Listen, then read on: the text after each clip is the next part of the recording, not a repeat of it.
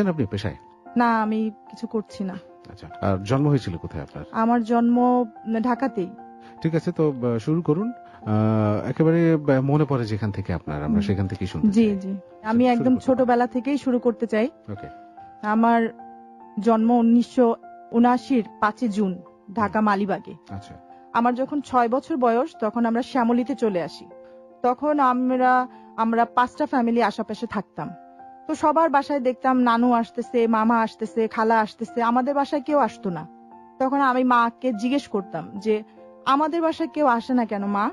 তখন মা বলতো, অনেক সময় কান্নাও করতো, অনেক সময় এমনিই বলতো যে আছে, কিছু আছে, তুমি বড় হলে বুঝতে পারবা, এখন বুঝবা না। আচ্ছা। তখন হঠাৎ করেই একবার দেখলাম যে আমার নানুকে নিয়ে আমার মামারা ঢাকায় আসলেন এবং আমাদের বাসায় উঠলেন। মা পরিচয় করাই দিল, এটা তোমার নানু, এটা তোমার মামা। তো আমরা তো মহা খুশি, কারণ কেউ আসে না, হঠাৎ করে নানু আসছে, মামা আসছে, আমরা খুব খুশি। নানু তখন ডায়াবেটিস ধরা পড়ে, নানু চিকিৎসার জন্য আসে, আর ওই মুহূর্তে ঢাকায় আর কেউ ছিল না। আচ্ছা। শুধু আমরাই ছিলাম ওনাদের রিলেটিভ বলতে, সেই জন্য হয়তো আমাদের এখানে উঠছে। মানে আপনার 6 বছর বয়স অবধি কাউকেই আসতে দেখেননি বাসায়? আসছে, ফুপু আসছে, চাচা আসছে, ওকে। কিন্তু ওই নানার বাড়ির কেউ আসে আচ্ছা, না। মার সাইডের কেউই আসতেন না। ওকে। তারপরে এই যে নানু যে আয়সা এখানে যে চিকিৎসা করায় গেল, তারপর থেকে আমাদের নানুর বাড়িতে যাওয়া আসা শুরু হইলো। যখন আমার 7 বছর বয়স তখন প্রথম নানার বাড়িতে গেলাম, বেড়াতে গেলাম। তখন লোকজন বলল যে তোমার আব্বা আম্মা তো অনেক খারাপ কাজ করছে। তো বাই দ্য ওয়ে, একটা কোশ্চেন, আপনার আব্বা কি করতেন তখন? চাকরি? আমার আব্বা চাকরি করতেন, সরকারি চাকরি করতেন। আচ্ছা। তো আমার নানার বাড়িতে যাওয়ার পর লোকজন এক একজন এক এক রকম কথা বলা শুরু করলো। তখন 7 কি 8 বছর বয়স, তখন আমার কিছু কিছু বুঝি আর কি। তখন আমার বলল যে তোমার আব্বা আম্মা তো অনেক খারাপ কাজ করছে। কি করছে? তোমার আব্বা তো তোমার আম্মারে নিয়ে ভাগে গেছে, পালাই গেছে। আচ্ছা। এই জন্য তোমার আম্মারে ত্যায্য করে দিছিল। তখন আমি এটা আবার আইসা আমার মার কাছে জিজ্ঞেস করলাম যে মা, সবাই এরকম কথা বলতেছে কেন, তুমি আর আব্বা মিলে এরকম কাজ করছো? তখন আমার আম্মা বোঝায় আমার ব্যাপারটা বলল যে মা, এরকম হয়েছিল, আমাকে দেখায়া তোমার খালাকে বিয়ে দিছিল। মানে ব্যাপারটা হচ্ছে যে আপনার আম্মাকে, আমার আম্মা দেখতে খুব সুন্দরী ছিলেন এবং আমার একটা খালাম্মা ছিলেন যিনি দেখতে ভালো ছিলেন না। আচ্ছা, তো আমার আব্বাকে দেখানো হয়েছিল আমার আম্মাকে, কিন্তু বিয়ে দিয়ে দিছে হইলো আমার খালার সাথে। আচ্ছা। তো আমার আব্বা এই ব্যাপারটা যখন জানতে পারে, তখন আমার আব্বা করছে কি, সে আবার এই ব্যাপারটা মেনে নেয় নাই। না, এটা তো মেনে না নেওয়ারই কথা, দেখানো হলো একজনকে বিয়ে দিল আরেকজনের সাথে। তখন আমার আব্বা ওই ফ্যামিলিকে না বলে আমার আম্মাকে কনভিন্স করা শুরু করলো যে তোমার ফ্যামিলি এইগুলা করছে আমার সাথে, আমি তোমাদের বদনাম করে দিব, তোমার আব্বারে আর এই গ্রামে থাকতে দিবে না, বের করে দিবে, এই সেই অনেক কিছু বলছে। এটা কি আপনার খালার সাথে বিয়ে হয়ে যাওয়ার পরে আপনার আব্বা এগুলো বলছেন? হ্যাঁ হ্যাঁ। আচ্ছা। যখন আব্বা জানতে পারছে আর কি যে একজনকে দেখায় আরেকজনকে বিয়ে দেওয়া হয়েছে, তখন আমার আব্বা করলো কি, একদিন যখন আমার আম্মাকে কোনোভাবেই কনভিন্স করতে পারে না, তখন আমার খালা আর আমার মাকে নিয়ে আমার আব্বা সিনেমা দেখতে যায় হলে। ওইখান থেকে আগে থেকে মাইক্রো বাসটাস রেডি করা ছিল, ওইখান থেকে নাকি আমার আম্মাকে উঠাই নিয়ে ঢাকা চলে আসছে আমার আব্বা। মানে সিনেমা দেখতে গেল আপনার আম্মাকে নিয়ে? আমার আম্মা আর আমার খালা, তার যে তখনের ওয়াইফ, দুইজনকেই নিয়ে গেছে। কিন্তু খালাম্মাকে বসায় রাখা কোনো একটা অজুহাত দেখায় আম্মাকে বাইরে নিয়ে এসে মাইক্রোতে করে চলে আসছে ঢাকায়। ওকে। আসার পর আম্মাকে আবার বিয়ে করে উনি। আচ্ছা, ঢাকায় বলতে আপনার আব্বা কোথায় থাকতো তখন? আব্বা মালিবাগে থাকতো। আচ্ছা। কিন্তু ওইটা খালাম্মা তো থাকতো গ্রামে, কিশোরগঞ্জে। আচ্ছা। আমার আম্মাকে ঢাকায় আনার পর আমার আব্বা মালিবাগ চৌধুরী পাড়ায় আমার আম্মাকে আবার নতুন করে বিয়ে করে। তাতে আপনার আম্মার সম্মতি ছিল? আম্মা তখন বাধ্য হয়েছে বিয়ে করতে। আচ্ছা। কোন মুখ নিয়ে আবার দেশে ফেরত যাবে? ফোর্সের মুখে? হ্যাঁ, ফোর্সের মুখে। আমার ফুপুরা, দাদুরা, চাচারা সবাই তারে কনভিন্স করছে যে তোমার বাপ তো বেমানি করছে, আমরা চাইলে জালিয়াতি মামলা দিতে পারি, এই করতে পারি, সেই করতে পারি, কিন্তু তুমি যদি আমার বিয়ে করো তাহলে আর আমরা এইসবের মধ্যে যাব না। আচ্ছা, কিন্তু ওনারা ওই কাজটা কেন করলো? ওই যে আমার খালাম্মার কোথা থেকে বিয়ে আসতো না, আর আসলেও কেউ পছন্দ করতো না। এটা কিন্তু একটা অন্যায় ছিল অবশ্যই। হ্যাঁ, আমার আব্বার সাথে অন্যায় করা হয়েছে। তো বিয়ে করে নিল। কিছুদিন পরে খবর আসলো যে আব্বার যে প্রথমে আমার যে খালার সাথে বিয়ে হয়েছিল, ওনার পেটে সন্তান চলে আসছে। আচ্ছা। তো ওইখান থেকে আমার আব্বা আম্মা থাকতে থাকলো, আর গ্রামের থেকে একটা খবর আসলো যে আমার আম্মাকে ত্যায্য করে দেওয়া হয়েছে, আমার আম্মাকে তারা আর কোনোদিন গ্রহণ করবে না। এই কথাগুলো পরে আম্মা আমাদেরকে বুঝায় বললো যে এই কারণে তোমার নানার বাড়ির সাথে আমাদের যোগাযোগ ছিল না। তারপরে তো আসা যাওয়া শুরু হইলো। কিন্তু আমার আব্বা আম্মাকে এত বেশি টর্চার করত যে আমরা পাগল হয়ে যাইতাম ওইটা দেখা। ভাত নরম হয়েছে কেন, ভাত শক্ত হয়েছে কেন, ভাতে পানি লেগে আছে কেন, ডিম ভাজা এরকম হয়েছে কেন, মানে প্রতিটা কথার আগে পিছে ওনাকে মারতো, প্রচন্ড রকমের মারতো, এত মারতো যে পাগল হয়ে যাইতাম ওইটা দেখা। বুঝতাম না, চিন্তা করতাম কেন মার খাচ্ছে আমার মা, এত মার কেন খাচ্ছে, যে এত কেন মার খাবে একটা মানুষ। তখন এক পর্যায়ে আর খুব গালিগালাজও করতো, মারতে মারতে মারতে মারতে এক পর্যায়ে করতো কি, এক রুম থেকে আরেক রুমে টানা হেসরা, এক পর্যায়ে দরজাটা খুলে আমার মারে বের করে দিত রুম থেকে। আচ্ছা, আমার মা ছাদে যে কান্নাকাটি করতো, যখন আমার আব্বার রাগ পড়ে যেত তখন আবার উনি ওনাকে ফিরায় নিয়ে আসতো। তো এরকম দেখতে দেখতে আমরা যে আশেপাশে 4-5টা ফ্যামিলি ছিল, তারা একবার আম্মাকে বললো যে ভাবি এইভাবে তো শেষ হয়ে যাবেন, এইভাবে আর কয়দিন। তারা পর্যন্ত আমার আম্মার জন্য কাঁদতো। তো আমার আম্মা কাঁদতো না, মুখ চেপে রাখতো যে বাইরের মানুষ শুনবে। খুব পরেশগার মহিলা ছিলেন আমার আম্মা। তারপরে একদিন একটা আন্টি শিক্ষিত ছিল, উনি বললেন যে আপনি একটা নেন, ব্যবস্থা নেন ওনার বিরুদ্ধে, উনি বকা দেখ, যা করে করুক, গায়ে হাত দিবি কেন এইভাবে। আর আমার আম্মা অসম্ভব সুন্দরী ছিলেন, ওনার এই সুন্দর গায়ে যখন মাখতো ওনার পুরাটা গা কালো হয়ে থাকতো জায়গায় জায়গায়। তখন খালাম্মা একদিন বললো যে না, এভাবে চলতে পারে না, আপনি একটা ব্যবস্থা নেন। তখন আমার আম্মা বলল যে ভাবি আমার স্বামী আমার যেই জায়গাগুলিতে মারে আমার ওই জায়গাগুলা বেহেশতে যাবে, আপনারা আমার জন্য দোয়া করেন যে আমি এগুলা সহ্য করতে পারি। তারপরে এরকম চলতে থাকলো। তখন আমার আব্বা আবার খুব অনেক বেশি বদভ্যাস ছিল আমার আব্বার, কাজের লোকদের সাথে ওনার এইটা সেইটা। আমরা বড় হয়ে যাওয়ার পরে ওনার এগুলা বন্ধ হয় নাই। এটা সেটা বলতে অবৈধ সম্পর্ক, অবৈধ সম্পর্ক আমার আম্মা দেখতেছে, কিন্তু তার কিছু বলার সাহস নাই। কারণ সে যেই লোক ভাত নরম হইলে শক্ত হইলে মারে, তার এই কথা বলতে গেলে তো জানেই মারা ফেলবে, এই ভয়ে সে কখনো মুখ খুলতো না। আমরা বড় হয়ে গেলাম, তখন সে আশেপাশের মহিলাদের, বিল্ডিং এর মহিলাদের সাথে হাই বাই হ্যালো এইসব উনার চলতেই থাকতো। উনার এইসব কখনো আমরা বন্ধ হইতেই দেখি নাই। এক পর্যায়ে একদিন আমার আম্মা একটু সাহস করে একদিন বলল, আমি তখন আম্মার রুমের পাশ দিয়েই যাচ্ছিলাম, আমার আম্মা আমার আব্বাকে বারান্দা থেকে ডাইকে বলল একটু শুনবেন। আমার আব্বা আসলো, বলো কি হয়েছে। আমার আম্মা বলল আপনি যে এগুলা করতেছেন আশেপাশের লোকজন হাসাহাসি করে, কাজের বুয়ার আয়সা কমপ্লেন করে। বিশ্বাস করবেন না, আমার আব্বা আমার আম্মার গলাটা চাপে ধরে মাটিতে শুয়ে একটা পায়ে পাড়া দিয়ে ধরে আরেকটা পা টান দিল। আমার আম্মার মলদারটা 1/2 ইঞ্চি পরিমাণ ছিঁড়ে গেল। কোন টাইপের ফেরোসাসনেস এটা? আমার আম্মা 2-3 বছর এইটা নিয়ে কষ্ট করছে, তারপরেও মুখ খুলে নাই, কারো কাছে কোনো কমপ্লেন করে নাই। আমার আম্মার কষ্ট দেখতে দেখতে আমি পাগল হয়ে গেলাম। আমি যখন ক্লাস 8-এ উঠলাম আম্মারে বললাম, আম্মা আর সহ্য করতে পারতেছি না, মা পাগল হয়ে যাব, এখান থেকে বাইর হওয়ার ব্যবস্থা কি বলো। আম্মা বলল, মা ম্যাট্রিকটা পাস করো, তোমার বিয়ে দিয়ে দিব, তোমার এগুলো আর দেখা লাগবে না। আমি বলছি কিন্তু বিয়ে দিয়ে দিলে তো সমাধান হইলো না, তোমার কষ্টের কি হবে। বলে না, আমার এইটাই জীবন, আমার নিয়ে তুমি চিন্তা করো না। এত সহ্য করতেন উনি? হ্যাঁ, এত সহ্য করতেন। মানে এরকম পাশবিক অত্যাচার সহ্য করা, এটা একটা মানে মহিষী নারী যেটাকে বলে, মানে ধৈর্যশীল এবং সন্তানদের জন্য, মানে সংসারটা শুধু আমাদের জন্য, আমাদের জন্য।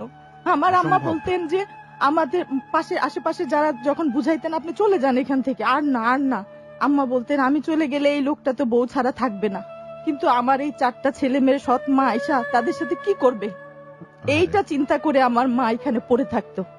তারপর যখন একটু বড় হইলাম, ম্যাট্রিক পরীক্ষা দিলাম, তখন চিন্তা করলাম যে এমন কাউকে বিয়ে করব যে আমার মাকে আমি এখান থেকে বাইর করতে পারবো। ওকে, আমি একটু বলি যে আমরা অনেক গল্প শুনেছি, যে এমিলির গল্পের কথা একটু রিমাইন্ড করি। আরো অনেকগুলো গল্প ছিল যেখানে মায়ের অবদান আমরা দেখেছিলাম। মাকে নিয়ে বলতে আমি বাধ্য হয়েছিলাম যে এটা কি আসলে মা। আর আজকে বলছি, হ্যাঁ দেখুন, আজকে যে মায়ের কথা আমরা শুনছি এই কিন্তু আসল মা। আপনি বলেন। তারপর আমার মাথায় একটা জিনিসই ঢুকলো যে আমার মাকে এখান থেকে বাইর করতে হবে এনি হাউ। রাস্তা কি বাইর করলাম, রাস্তাটা বাইর করলাম যে আমি একটা ভালো লোক দেখে বিয়ে করব, সেইখানে আমি আমার মাকে রাখবো। আচ্ছা, আমার জন্য যখন বিয়ে মানে ম্যাট্রিক পরীক্ষার পরে আমার জন্য বিয়ে আসাও শুরু হইলো। তো ভালো ভালো কিছু বিয়ে আসছে, আমার নানা বিয়ে নিয়ে আসছে। কিন্তু যখনই ওই যে মা বাবার ঘটনাটা জানছে তখন আর কেউ আর এই বিয়ে আর করায় নাই। মানে কোন ঘটনাটা? ওই যে আমার আব্বা যে আম্মাকে নিয়ে ভাইগা চলে আসছিল, আচ্ছা ওই ঘটনা জানার পরে হুম। নানা যতগুলা ভালো ভালো বিয়ে আনছিল ওইগুলা আর হইল না একটা। আচ্ছা মানে যখন ওই পক্ষ জানতে পারলো যে এরকম ব্যাপার আছে, আচ্ছা হইল না, তখন আমি তো হতাশ যে কি করব, তখন নিজেই নিজের জন্য ছেলে খোঁজা শুরু করে দিলাম। কিন্তু এটা তো কোনো অন্যায় ছিল না, একটা পছন্দ করে হয়তো অনেকে তো প্রেম করেও বিয়ে করে। হ্যাঁ, কিন্তু ওই যে আমার আম্মাকেও ত্যায্য করে দিছিল, এই ব্যাপারটাও সবাই জানতো পুরা আচ্ছা। গ্রামে। ওদের কথা ছিল যে না আমার আম্মার ইয়ে ছিল, নাইলে কিভাবে এটা হইলো। আর আমার আব্বা নিয়ে আসছিল, আম্মা কেন চলে গেল না। আচ্ছা, আপনার আব্বা যে বিয়ে করলো আপনার আম্মাকে, তো প্রথমে যে আপনার খালার সাথে বিয়ে দিল, আপনার খালা তখন কি ডিভোর্স করে দিল আপনার আব্বা? হ্যাঁ, আমার আব্বা খালাকে ডিভোর্স করে দিল। ম্যাট্রিক পরীক্ষার পর আমার আব্বার চাকরি থেকে আব্বা সাসপেন্ড হয়ে গেল। 2001-এ আব্বা চাকরি থেকে সাসপেন্ড হয়ে গেল। আমি ম্যাট্রিক পরীক্ষা মাত্র দিছি, কলেজে ভর্তি হব, সবগুলা ভাই বোন একসাথে ম্যাট্রিক পাস করছি, সবাই আব্বার পড়ানো সম্ভব না, আব্বার ওই অ্যাবিলিটি নাই। কয় ভাই বোন আপনারা? আমরা 2 ভাই 2 বোন, সবাই তখন লেখাপড়া করে। আচ্ছা, তখন আমি করলাম কি, আমি চাকরি খোঁজা শুরু করে দিলাম। আমি তখন একটা চাকরি পেয়েও গেলাম, নাম ছিল অফিসার, ইকবাল রোডে। আচ্ছা, ওখানে আমি রিসেপশনিস্টের চাকরি পেয়ে গেলাম। তো চাকরি করতেছি, এর মধ্যে আমি একটা অনুষ্ঠানে যাই, বিয়ের অনুষ্ঠানে। ওইখানে আমার একটা ছেলের সাথে পরিচয় হয়, তার নাম ছিল একরামুল হাসান এনাম। ওই ছেলে আমাকে পছন্দ করলো, ফোন নাম্বার দিল, তারপরে আমি তার সাথে যোগাযোগ করলাম। যোগাযোগ করার পর সে আমাকে দ্বিতীয়বারই তার বাসায় নিয়ে গেল। তার বাসা হলো পুরানা পল্টন। তার বাসায় নিয়ে গেল, তার বাপ মা খুব ফ্রেন্ডলি। প্রথমবার দেখার পরেই তারা এমন ভাবে কথা বললো, মনে হলো যে তারা কতদিন আমারে চিনে। তো আমার কাছে খুব ভাল লাগলো এই ফ্যামিলির ব্যাপারটা। এবং আমি যে এরকম ছেলে কল্পনা করতাম যে আমার স্বামীটা এরকম হইতে হবে, সাদা সিধা সরল হইতে হবে, যেন আমি আমার মাকেও করতে পারি, এটা ছিল হলো আমার মেন্টালিটি। তো আমার কাছে ওই ছেলেটার ওরকম মনে হয়েছে। কিন্তু ফ্যামিলিতে যায় যখন কথা বললাম, তখন দেখলাম যে ওই ছেলে হইলো ফ্যামিলির সবচেয়ে ছোট ছেলে। তো তখন আবার স্বপ্নটা একটু ভেঙে গেল যে এর তো বিয়ে করতে অনেক দেরি, আগের ভাই বোনগুলো আগে 4 ছেলের বিয়ে হবে, তারপরে ওর বিয়ে হবে, আর আমার জন্য এখনই ছেলে খোঁজা হইতেছে। আপনার বয়স কত তখন ম্যাট্রিক পরীক্ষা দিচ্ছেন? তখন আমার 17 বছর বয়স। 17। ছেলেটার বয়স কেমন ছিল? ছেলের বয়স তখন 18 ছিল হয়তো। আচ্ছা, তখন ওই ছেলে ফ্যামিলিতে যাওয়া আসা শুরু করলাম, মানে ওদের বাসাতেই দেখা করতাম, কখনো বাইরে দেখা করা লাগে নাই। মানে ফ্যামিলি এমন ভাবে আমাকে অ্যাকসেপ্ট করে নিল। হঠাৎ করে ওই ছেলের বাপটা খুব অসুস্থ হয়ে গেল, তো একদম বেডে পড়ে গেল। আচ্ছা, আমি তখন কি করলাম, ওই ছেলের বাপরে এমন ভাবে সেবা যত্ন করা শুরু করলাম, সকাল থেকে সন্ধ্যা পর্যন্ত বেডে পিশাব পায়খানা করত। আমি আমার মানুষ, এখনকার মেয়েরা বিয়ের পরে শ্বশুর শাশুড়ির সাথে রাখতে চায় না, আর আমি বিয়ের আগে আমার শ্বশুরের পিশাব পায়খানা এই 2টা হাত দিয়ে পরিষ্কার করছি। আচ্ছা, নিজে একা সব। মানে আপনার মায়ের গুণাবলী কিন্তু আপনার মধ্যেও আছে। আমার শাশুড়ি নাকে কাপড় বাঁধতো, আচ্ছা, আমি কোনোদিন বান্ধি নাই, যে মুরব্বী যদি মনে কষ্ট পায় যে নাকে বাইন্ধা আমার এগুলা পরিষ্কার করতেছে। সকাল থেকে সন্ধ্যা পর্যন্ত কাজ করতে করতে 1 মাস পর আমি অসুস্থ হয়ে গেলাম আমি নিজেই। তারপরেও আমি ক্ষান্ত দিলাম না। তখন তো চাকরি করতেন আপনি, সময় বের করতেন কিভাবে? না, আমি ওইখান থেকে পরে উনার এই অবস্থা দেখার পর আমি ওইখান থেকে বের হয়ে আসছি। পরে ছিলেন কি মানে ওই ছেলের বাসায়? শ্বশুর মানে না, ওইখানে আমার বাসা থেকে যাইতাম। আচ্ছা, এবং বাসায় বললাম, আম্মা সবকিছু জানতো। আব্বাকে বললাম যে আমি একটা কাজ পাইছি, একজনের সেবা করতে হবে, ওইটাতে ভালো টাকা পয়সা পাওয়া যাবে। তো সে কনভিন্স হয়ে গেল। আচ্ছা, তারপরে ওই লোককে ভর্তি করা হলো বারডেম হসপিটালে। বারডেম হসপিটালে ভর্তি করার পরেও তারা এমন ভাবে আমার উপরে নির্ভরশীল হয়ে গেল, কেউ আর হাসপাতালে ঠিক মতো আসেও না। আচ্ছা, সমস্ত কাজ আমারই, ওষুধও আমার আনতে হইতেছে, ডাক্তারও আমার খুঁজতে হইতেছে, তার পিশাব পায়খানা আমার পরিষ্কার করা লাগতেছে, সমস্ত কিছু। আর আবার ফাঁকে ফাঁকে বাসায় যেও কাজ করে দিয়ে আসতেছে। এগুলা দেখে তাদের ফ্যামিলি এমন আমার প্রতি আকৃষ্ট হইল, আমার শাশুড়ি একদিন আমারে ডাকলো, মানে আমারে জিজ্ঞেস করে সব কাজ করা শুরু করে দিল। নুসরাত এটা কি করব, নুসরাত ওইটা কি করব, নুসরাত ঈদ চলে আসছে সামনে, নুসরাত তোমার শ্বশুরে হাসপাতালে রাখবো নাকি বাসায় নিয়ে আসবো? আচ্ছা, তখন আমি বললাম যে বাসায় নিয়ে আসেন। ওরা বাসায় নিয়ে আসলো ঈদের মধ্যে। এনামের মা তখন আমাকে বলল যে নুসরাত তুমি এনামকে নিয়ে এই টাকাটা রাখো, তোমরা এই পল্টন কাজী অফিসে যায় তোমরা নিজেরা বিয়ে করে ফেলো। আচ্ছা, কারণ আমি যদি এখন তোমাদের বিয়ে করার কথা বলি তাইলে সবাই রাগ হয়ে যাবে যে 4 ছেলে বাকি রেখে আবার ছেলে বিয়ে, ছোট ছেলেরে কেমনে বিয়ে করে। কিন্তু তোমরা বিয়ে করে ফেলাইলে আমি একটা অজুহাত দেখায় উঠাই নিয়ে আসবো যে আমি একা একা পারতেছি না, আমি বয়স্ক মানুষ, তোমরা কবে মেয়ে দেখবা, কবে বিয়ে করবা। হ্যাঁ, তখন যেহেতু শ্বশুর বিছানায় অচেতন, শাশুড়ি গার্জেন, ওনার কথা মতন আমরা ওই টাকা নিয়ে পরের দিনই যায় পল্টন কাজী অফিসে যায় বিয়ে করে ফেললাম। আচ্ছা, তো শাশুড়িকে এটা জানাইলাম, সে খুশি হইলো, মুচকি একটা হাসি দিল, বাস তারপরে আমরা চলতে থাকলাম। এখন পুরুষ মানুষরা তো মনে করেন যে বিয়ে হয়ে গেলে পরে আর কিছু মানতে চায় না, তো সুযোগ পাইলে সে আমার সাথে মেলামেশা করতো, শারীরিক সম্পর্ক হইতো। তখন এটা তো স্বামী স্ত্রীর একটা বৈধ একটা বেসিক একটা রিলেশনশিপ। হ্যাঁ, কিন্তু আমাদের দোনো ফ্যামিলি থেকে তো তখন ওইটা বিয়ে হয় নাই। আচ্ছা, আপনি তখন কোথায় উঠলেন? ওই বাড়িতে গিয়ে উঠলেন? না, ওই বাড়ি থেকে উঠি নাই, আমি আমার বাড়িতে। আপনার বাড়িতেই আছেন? ও আচ্ছা, কারণ এটা তো আমার আম্মা ফ্যামিলি। আব্বা তখন জানেও না যে আমি বিয়ে করে ফেলাইছি। আচ্ছা, আমি আমার শাশুড়ির কথা শুনে বিয়ে করে ফেলাই। ওকে। তারপর এরকম চলতে থাকলো। 3 মাস পর আমার শ্বশুর মারা গেলেন। আচ্ছা। আর এর মধ্যে হঠাৎ একদিন আমার বমি বমি বমি বমি, মাথা ঘুরানো, কি হয়েছে। তো আমি এনামকে বললাম, এনাম আমারে নিয়ে গেল মোহাম্মদপুর ফার্টিল হাসপাতালে নিয়ে গেল। ওখানে যায়া তারপরে টেস্ট মেস করে দেখা গেল যে আমি প্রেগনেন্ট। আমি মানে বিয়েটা হয়েছে কেবল, এখনো ফ্যামিলি সাপোর্ট দেয় নাই, ইভেন আপনার ফ্যামিলি জানেও না এর মধ্যে আপনি প্রেগনেন্ট। আমি প্রেগনেন্ট। ওকে, এই মুহূর্তে একটা বিরতিতে আমাদের যেতে হচ্ছে প্রিয় শ্রোতা। নুসরাতের জীবনের গল্পটা আমরা এখানে শুনছি এবং শুরুতেই কিন্তু ভয়াবহ একটা অভিজ্ঞতা আপনাদের হয়ে গেছে অলরেডি, আই থিঙ্ক। এবং পুরোটা সময় এ ধরনের কিছু মানে আপস ডাউনস আপনি দেখতে পাবেন আজকের এই গল্পে। সো প্লিজ কোথাও যাবেন না, সাথেই থাকুন। আপনি শুনছেন আপনার প্রিয় অনুষ্ঠান ক্লোজ আপ প্রেজেন্টস হ্যালো 8920, আর যে সেতু আছে আপনার সাথে, এবং এবিসি রেডিও 89.2 FM আপনি শুনছেন। আর ছোট করে একটু ফোন নাম্বারটা বলে দিতে চাই, যেখানে আপনি আমাদের সাথে যোগাযোগ করতে পারবেন এবং আপনার জীবনের গল্পটা ওই নাম্বারটায় ফোন দিয়ে আপনি বলতে পারবেন এবং তারপরেই আমরা আপনার সাথে যোগাযোগ করব। নাম্বারটি হচ্ছে 0961389282। ওকে, আর ফেসবুকেও আপনি যোগাযোগ করতে পারেন। অ্যাড্রেসটা হচ্ছে facebook.com/setu.abcradio। আর যে সেতু নামে আছে এই পেজটি, আপনি লাইক দিন পেজে, এবং এই পেজে আপনি আমার সাথে যোগাযোগটা রাখতে পারবেন। প্রিয় শ্রোতা, আপনাদের সবার জন্য একটা খুব গুরুত্বপূর্ণ এবং একই সাথে বিষয়টা অত্যন্ত আনন্দের। আপনার জীবন থেকে নেয়া বাছাইকৃত সেরা গল্পগুলো আমরা আমাদের রেডিও শো অর্থাৎ হ্যালো 8920 জীবনের গল্পতে প্রচার করি। আর সেখান থেকে সেরা গল্পগুলো বাছাই করে এবছরও আপনার জন্য বই আকারে বর্ণ প্রকাশ হতে বের হচ্ছে জীবনের গল্প 4। আর এবারের বইটি আগের বইগুলোর চাইতে কিছুটা হলেও অন্যরকম হবে, এটা আমি আপনাকে নিশ্চয়তা দিচ্ছি। আর বইটি এবছর অমর 21 বইমেলার শুরু থেকেই আপনি পাবেন। আর আজকেই আপনার বইয়ের প্রি অর্ডার করতে আপনি ফোন করুন এই নাম্বারটিতে 01511522523। আমি আবারও বলছি নাম্বারটি 01511522523। এই নম্বরে ফোন করে আগে থেকে আপনি বুক করে রাখতে পারেন, কারণ খুবই স্বল্প সংখ্যক বই আমরা বাজারে আনছি এবার। ওকে, ছোট একটা বিরতি নিচ্ছি, কোথাও যাবেন না আশা করি।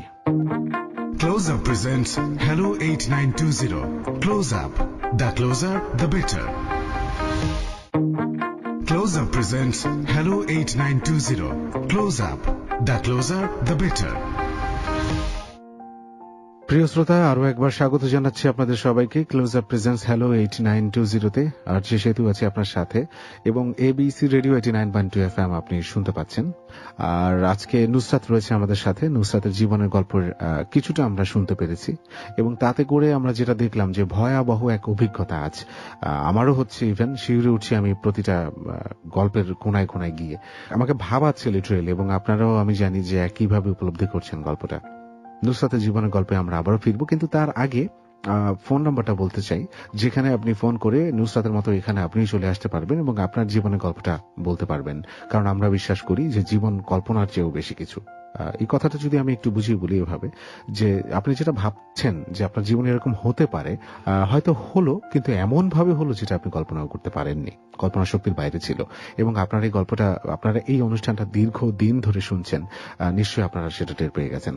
সো আপনাদের জীবনের গল্পগুলো এখানে এসে আপনি বলুন এই নম্বরে ফোন করে 09613892892। ওকে, এছাড়া ফেসবুকে আপনি যোগাযোগটা রাখতে পারেন আমার সাথে। ফেসবুকের অ্যাড্রেসটা হচ্ছে www.facebook.com/setu.abcradio।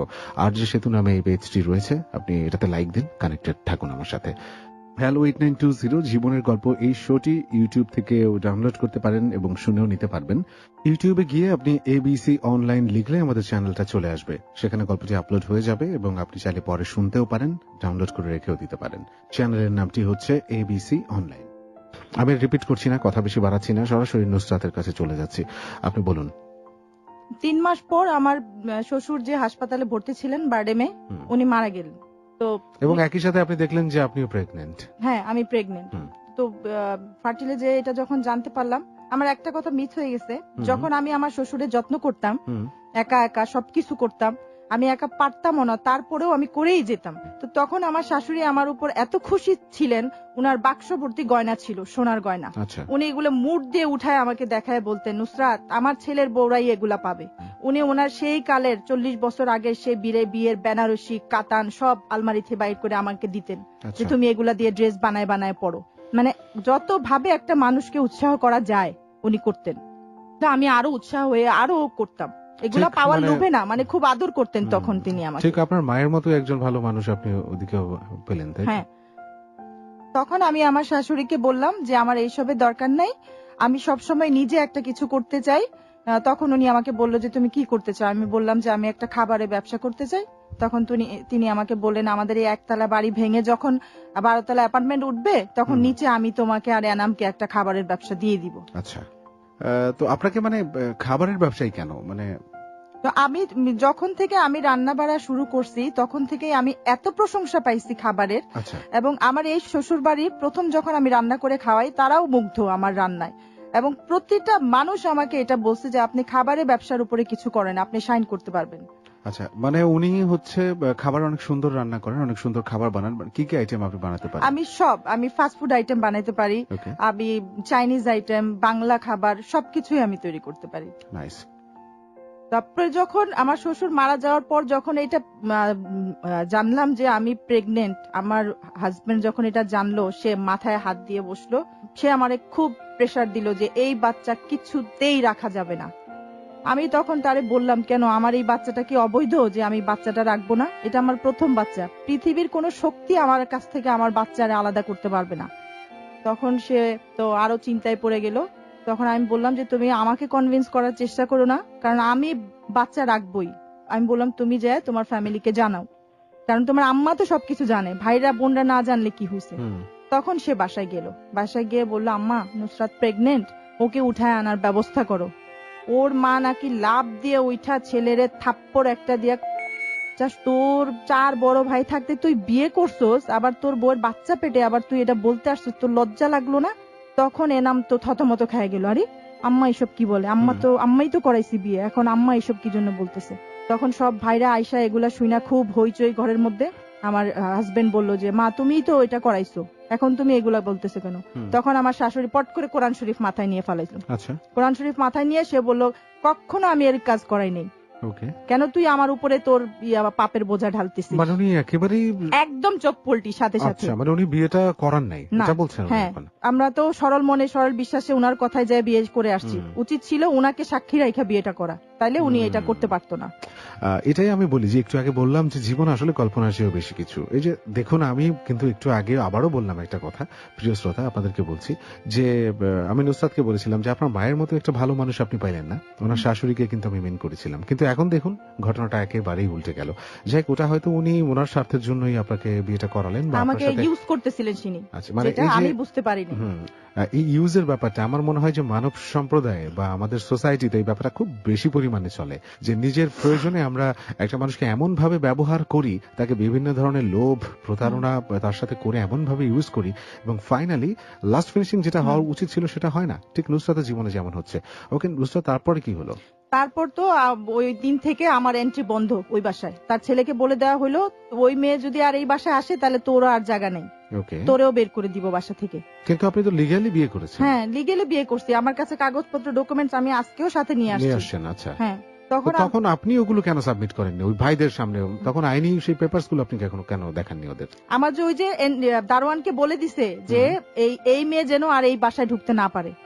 তারপরে আমি আমার বাসায় জানাইলাম, আমার আব্বাকে আম্মাকে জানাইলাম। আমার আব্বাও আমাকে খুব গালিগালাজ করলো, খুব মারধর করলো।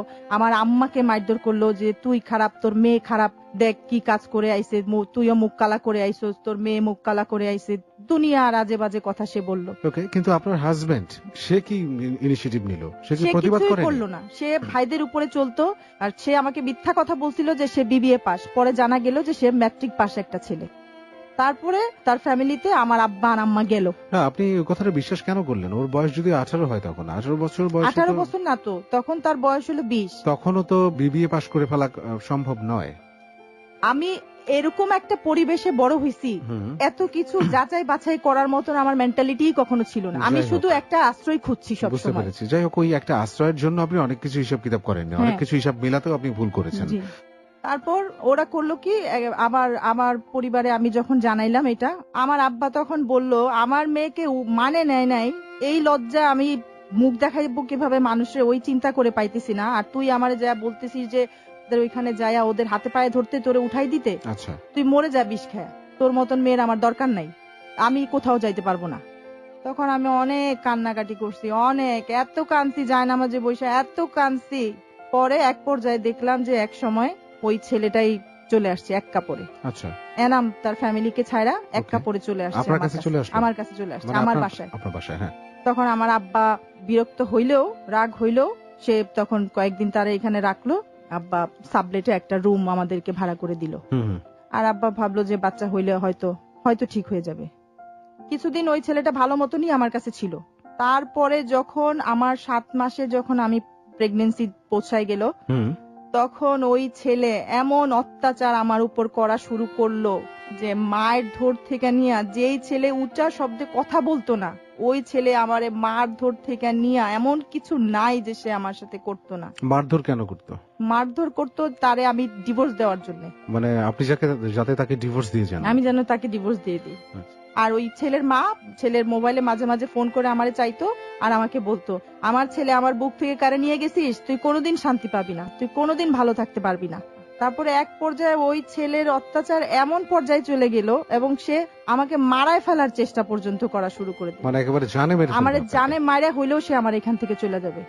এগুলো সব কি তার মায়ের ইন্সপিরেশনে? সব মা আর তার ছোট বোন ছিল, তার ইন্সপিরেশনে সে। এগুলো কেন ঘটে আমি জানি না। মানে বিয়ে হয়ে গেছে, বিয়ে তো একটা চিরদিনের একটা বন্ধন, যেটা হয়ে গেল সেটা এবং তার মায়ের সম্মতিতেই হলো, তার মাই কিন্তু আপনাদের পাঠালো। সো এখন কেন এরকম একটা অশান্তি সৃষ্টি করা? এগুলো আমাদের সমাজে অনেক হয়। এই ঘটনার শিকার অনেকেই হয়তো এগুলো শুনছেন, যারা হয়তো এরকম করেছেন প্র্যাকটিক্যাল লাইফে, এই ক্যারেক্টারটাই ছিলেন, যে ওই মায়ের রোলে ছিলেন, এমন হয়তো অনেকে শুনছেন। এটার জন্য একটা সম্পর্ক গড়ালেন, সেই সম্পর্কটা আবার নষ্ট করার জন্য চেষ্টা করছেন। এই যে অযথা অশান্তি সৃষ্টি, যে পরিবেশ নষ্ট, সমাজের মানে শান্তি নষ্ট, বেসিক কথা, এটার কোনো মানে হয় বলে আমার মনে হয় না। যারা শুনছেন একটু জাজ করবেন এবং এ ধরনের পরিবেশ সৃষ্টি না করে বরং উল্টোটা একটা শান্তিময় কিছু ম্যানেজ করা বা সৃষ্টি করাটা কিন্তু মেইন ইম্পর্টেন্স হয়ে দাঁড়ায় আমাদের সামনে মনে হয়। যাই হোক, বলেন নুসরাত। আমার মা, আমি যখন প্রেগনেন্ট তখন আমার মা খাওয়া পাঠাইতেন, আমার পেটে বাচ্চা, 2টা ডিম পাঠাইতেন, দুধ পাঠাইতেন, খাওয়া পাঠাইতেন। আমি আমার স্বামীরে খাওয়ায় যদি খাওয়া বাঁচতো তাহলে ওই খাওয়াটা আমি খাইতাম। কোনদিন আমার স্বামী বলে নাই যে তোমার পেটে বাচ্চা, তুমিও একটা ডিম খাও। তবু আমি কোনোদিন কমপ্লেন করি নাই। যতদিন আমার কাছে ছিল আমি তার মুখে উঠায় উঠায় খাওয়াই দিতাম, যে তার মায়ের অভাব সে ফিল না করে, যে আমার জন্য মা ছায়রা, ভাই ছায়রা, সবাই ছায়রা আমার কাছে চলে আসছে, এত বড় বাড়ি, সব কিছু ছায়রা, একটা সাবলেট একটা রুমে আছে, কোনো কষ্ট যেন তার না হয় এমন কিছু নাই যে আমি করি নাই তারে ধরে রাখার জন্য। মায়ের পর্যন্ত খাইছি প্রেগনেন্ট অবস্থায়। তখন সে একদিন আমারে বলল তুমি আমার সাথে চলো এক জায়গায়। কোথায়? ওই কুমিল্লায় নিয়ে গেল। কুমিল্লায় তাদের এক চাচা আছে, কুমিল্লার চেয়ারম্যান, ওইখানে নিয়ে গেল। নিয়ে যায় আমার বলল যে এই ফলস ডিভোর্স পেপারে সাইন করো, এখানে সাইন করলে তাহলে এনাম নিজের বাসায় যাইতে পারবে, ওরে ঢুকতে দিবে, তাহলে ওরে যদি তুমি এটা করতে দাও তাহলে আমরা পরে তোমারে নেওয়ার ব্যবস্থা করবো। তো আমি এত অত্যাচারিত তখন, আমি কোনো কিছু চিন্তা না করে আমি ওই ফলস ডিভোর্স পেপারে সাইন করে দিলাম। পেপারটা কি আসলে ফলস ছিল আমি জানি না। ওকে। পরে ওই ছেলে আসলো, আবার ঢাকায় আসলো। পুরা প্রেগনেন্সির মধ্যে কোনোদিন ডাক্তারের কাছে যাই নাই যে আমি 20টা টাকা থাকলে আমার স্বামীর হাতে দিতে পারবো, ডাক্তারের কাছে গেলে তো টাকা খরচ হবে। আমি যাই নাই কোনোদিন ডাক্তারের কাছে, যে আমার স্বামীর টাকা চাইলে যেন আমি বার করে দিতে পারি। আমার কাছে যাই আসতো, যে কয় টাকায় আসতো, আমি তার জন্য গুছায় রেখে দিতাম। আমার স্বামী কোনোদিন আমারে বলে নাই চলো একটু ডাক্তারের কাছে নিয়ে যাই। 9 মাসের মধ্যে কোনোদিন পেট ভরে ভাত খাই নাই, কোনোদিন একটা ডিম খাই নাই, কোনোদিন একটা ফল খাই নাই। যা দিত সব আমার স্বামীরে খাওয়াইতাম, মুখে উঠায় উঠায় খাওয়াই দিতাম। দেখুন প্রিয় শ্রোতা, মানে কি পরিমাণ কান্না করছে এই আজকের এই আপুটা আমাদের সামনে। মানে বাঙালি নারী একেই বলে যে স্বামীর পায়ের নিচেই মানে স্ত্রীর বেহেশত। এই ব্যাপারটা কিন্তু মনে প্রাণে মানে এই যে নুসরাত ওর মা যেটা করেছে, ওর বাবার কাছ থেকে মানে অকথ্য অত্যাচার সহ্য করেও কিন্তু বলতো যে যেখানে মেরেছে এই জায়গাগুলো আমার বেহেশতে যাবে, ও কিন্তু সেই কাজগুলোই করছে। এই কিন্তু বাঙালি নারী। আর এরা এগুলো মেনটেন করতে গিয়ে না বেসিক অধিকার এগুলোই কিন্তু সবসময় হারায়, সারা জীবন অত্যাচারিত হয়, মার খায় এবং মার খেতেই থাকে, শেষ পর্যন্ত কোনো মানে পজিটিভ কিছু কিন্তু তারা পায় না। আজকে দেখি নুসরাতের জীবনের গল্পটা কোথায় যায়। নুসরাত একটু শান্ত হন আপনি। আমি জানি যে গল্পগুলো বলছেন এগুলো আপনার জন্য কত না কষ্টের ছিল যখন আপনি ওই সময়গুলো পার করেছেন, যেগুলো বলতে গিয়ে আপনার বুক ফেটে যাচ্ছে আজকে কান্নায়। আমি জানি না কিভাবে সান্ত্বনা দিব। আপনি একটু শান্ত হন, সময় নেন, আপনি আপনার গল্পটা বলুন। তারপর যখন আমার প্রেগনেন্সির 9 মাস চলে আসলো, তখন আমি আমার মায়ের বাসায় আমারে নিয়ে গেল আমার হাজবেন্ড। আমার বাপ দরজা খুললো, দরজা খুলা ভিতরে চলে গেল। যা আমার মারে বললো, যা তোর বাচ্চা আসছে, যা ওটারে আয়না কি করবি কর। তখন রাত 1টা বাজে। পাশে একটা নার্স থাকতো, তারে ডাকলো। আমারে হাসপাতালে নিয়ে যাবে, এরকম কেউ ছিল না যে আমার জন্য এইটুক করবে যে আমারে হাসপাতালে নিয়ে যায় ডেলিভারিটা করাবে। তারপরে সিস্টারে আমার যায় দৌড়াইয়া যায় ডাইকা নিয়ে আসলো, যে আপা আপা আমার মেয়ের পেন উঠছে, আপনি তো নার্স, আপনি একটু ডেলিভারিটা করাই দেন। তারপরে ওই সিস্টার আসলো, চেষ্টা করতে থাকলো।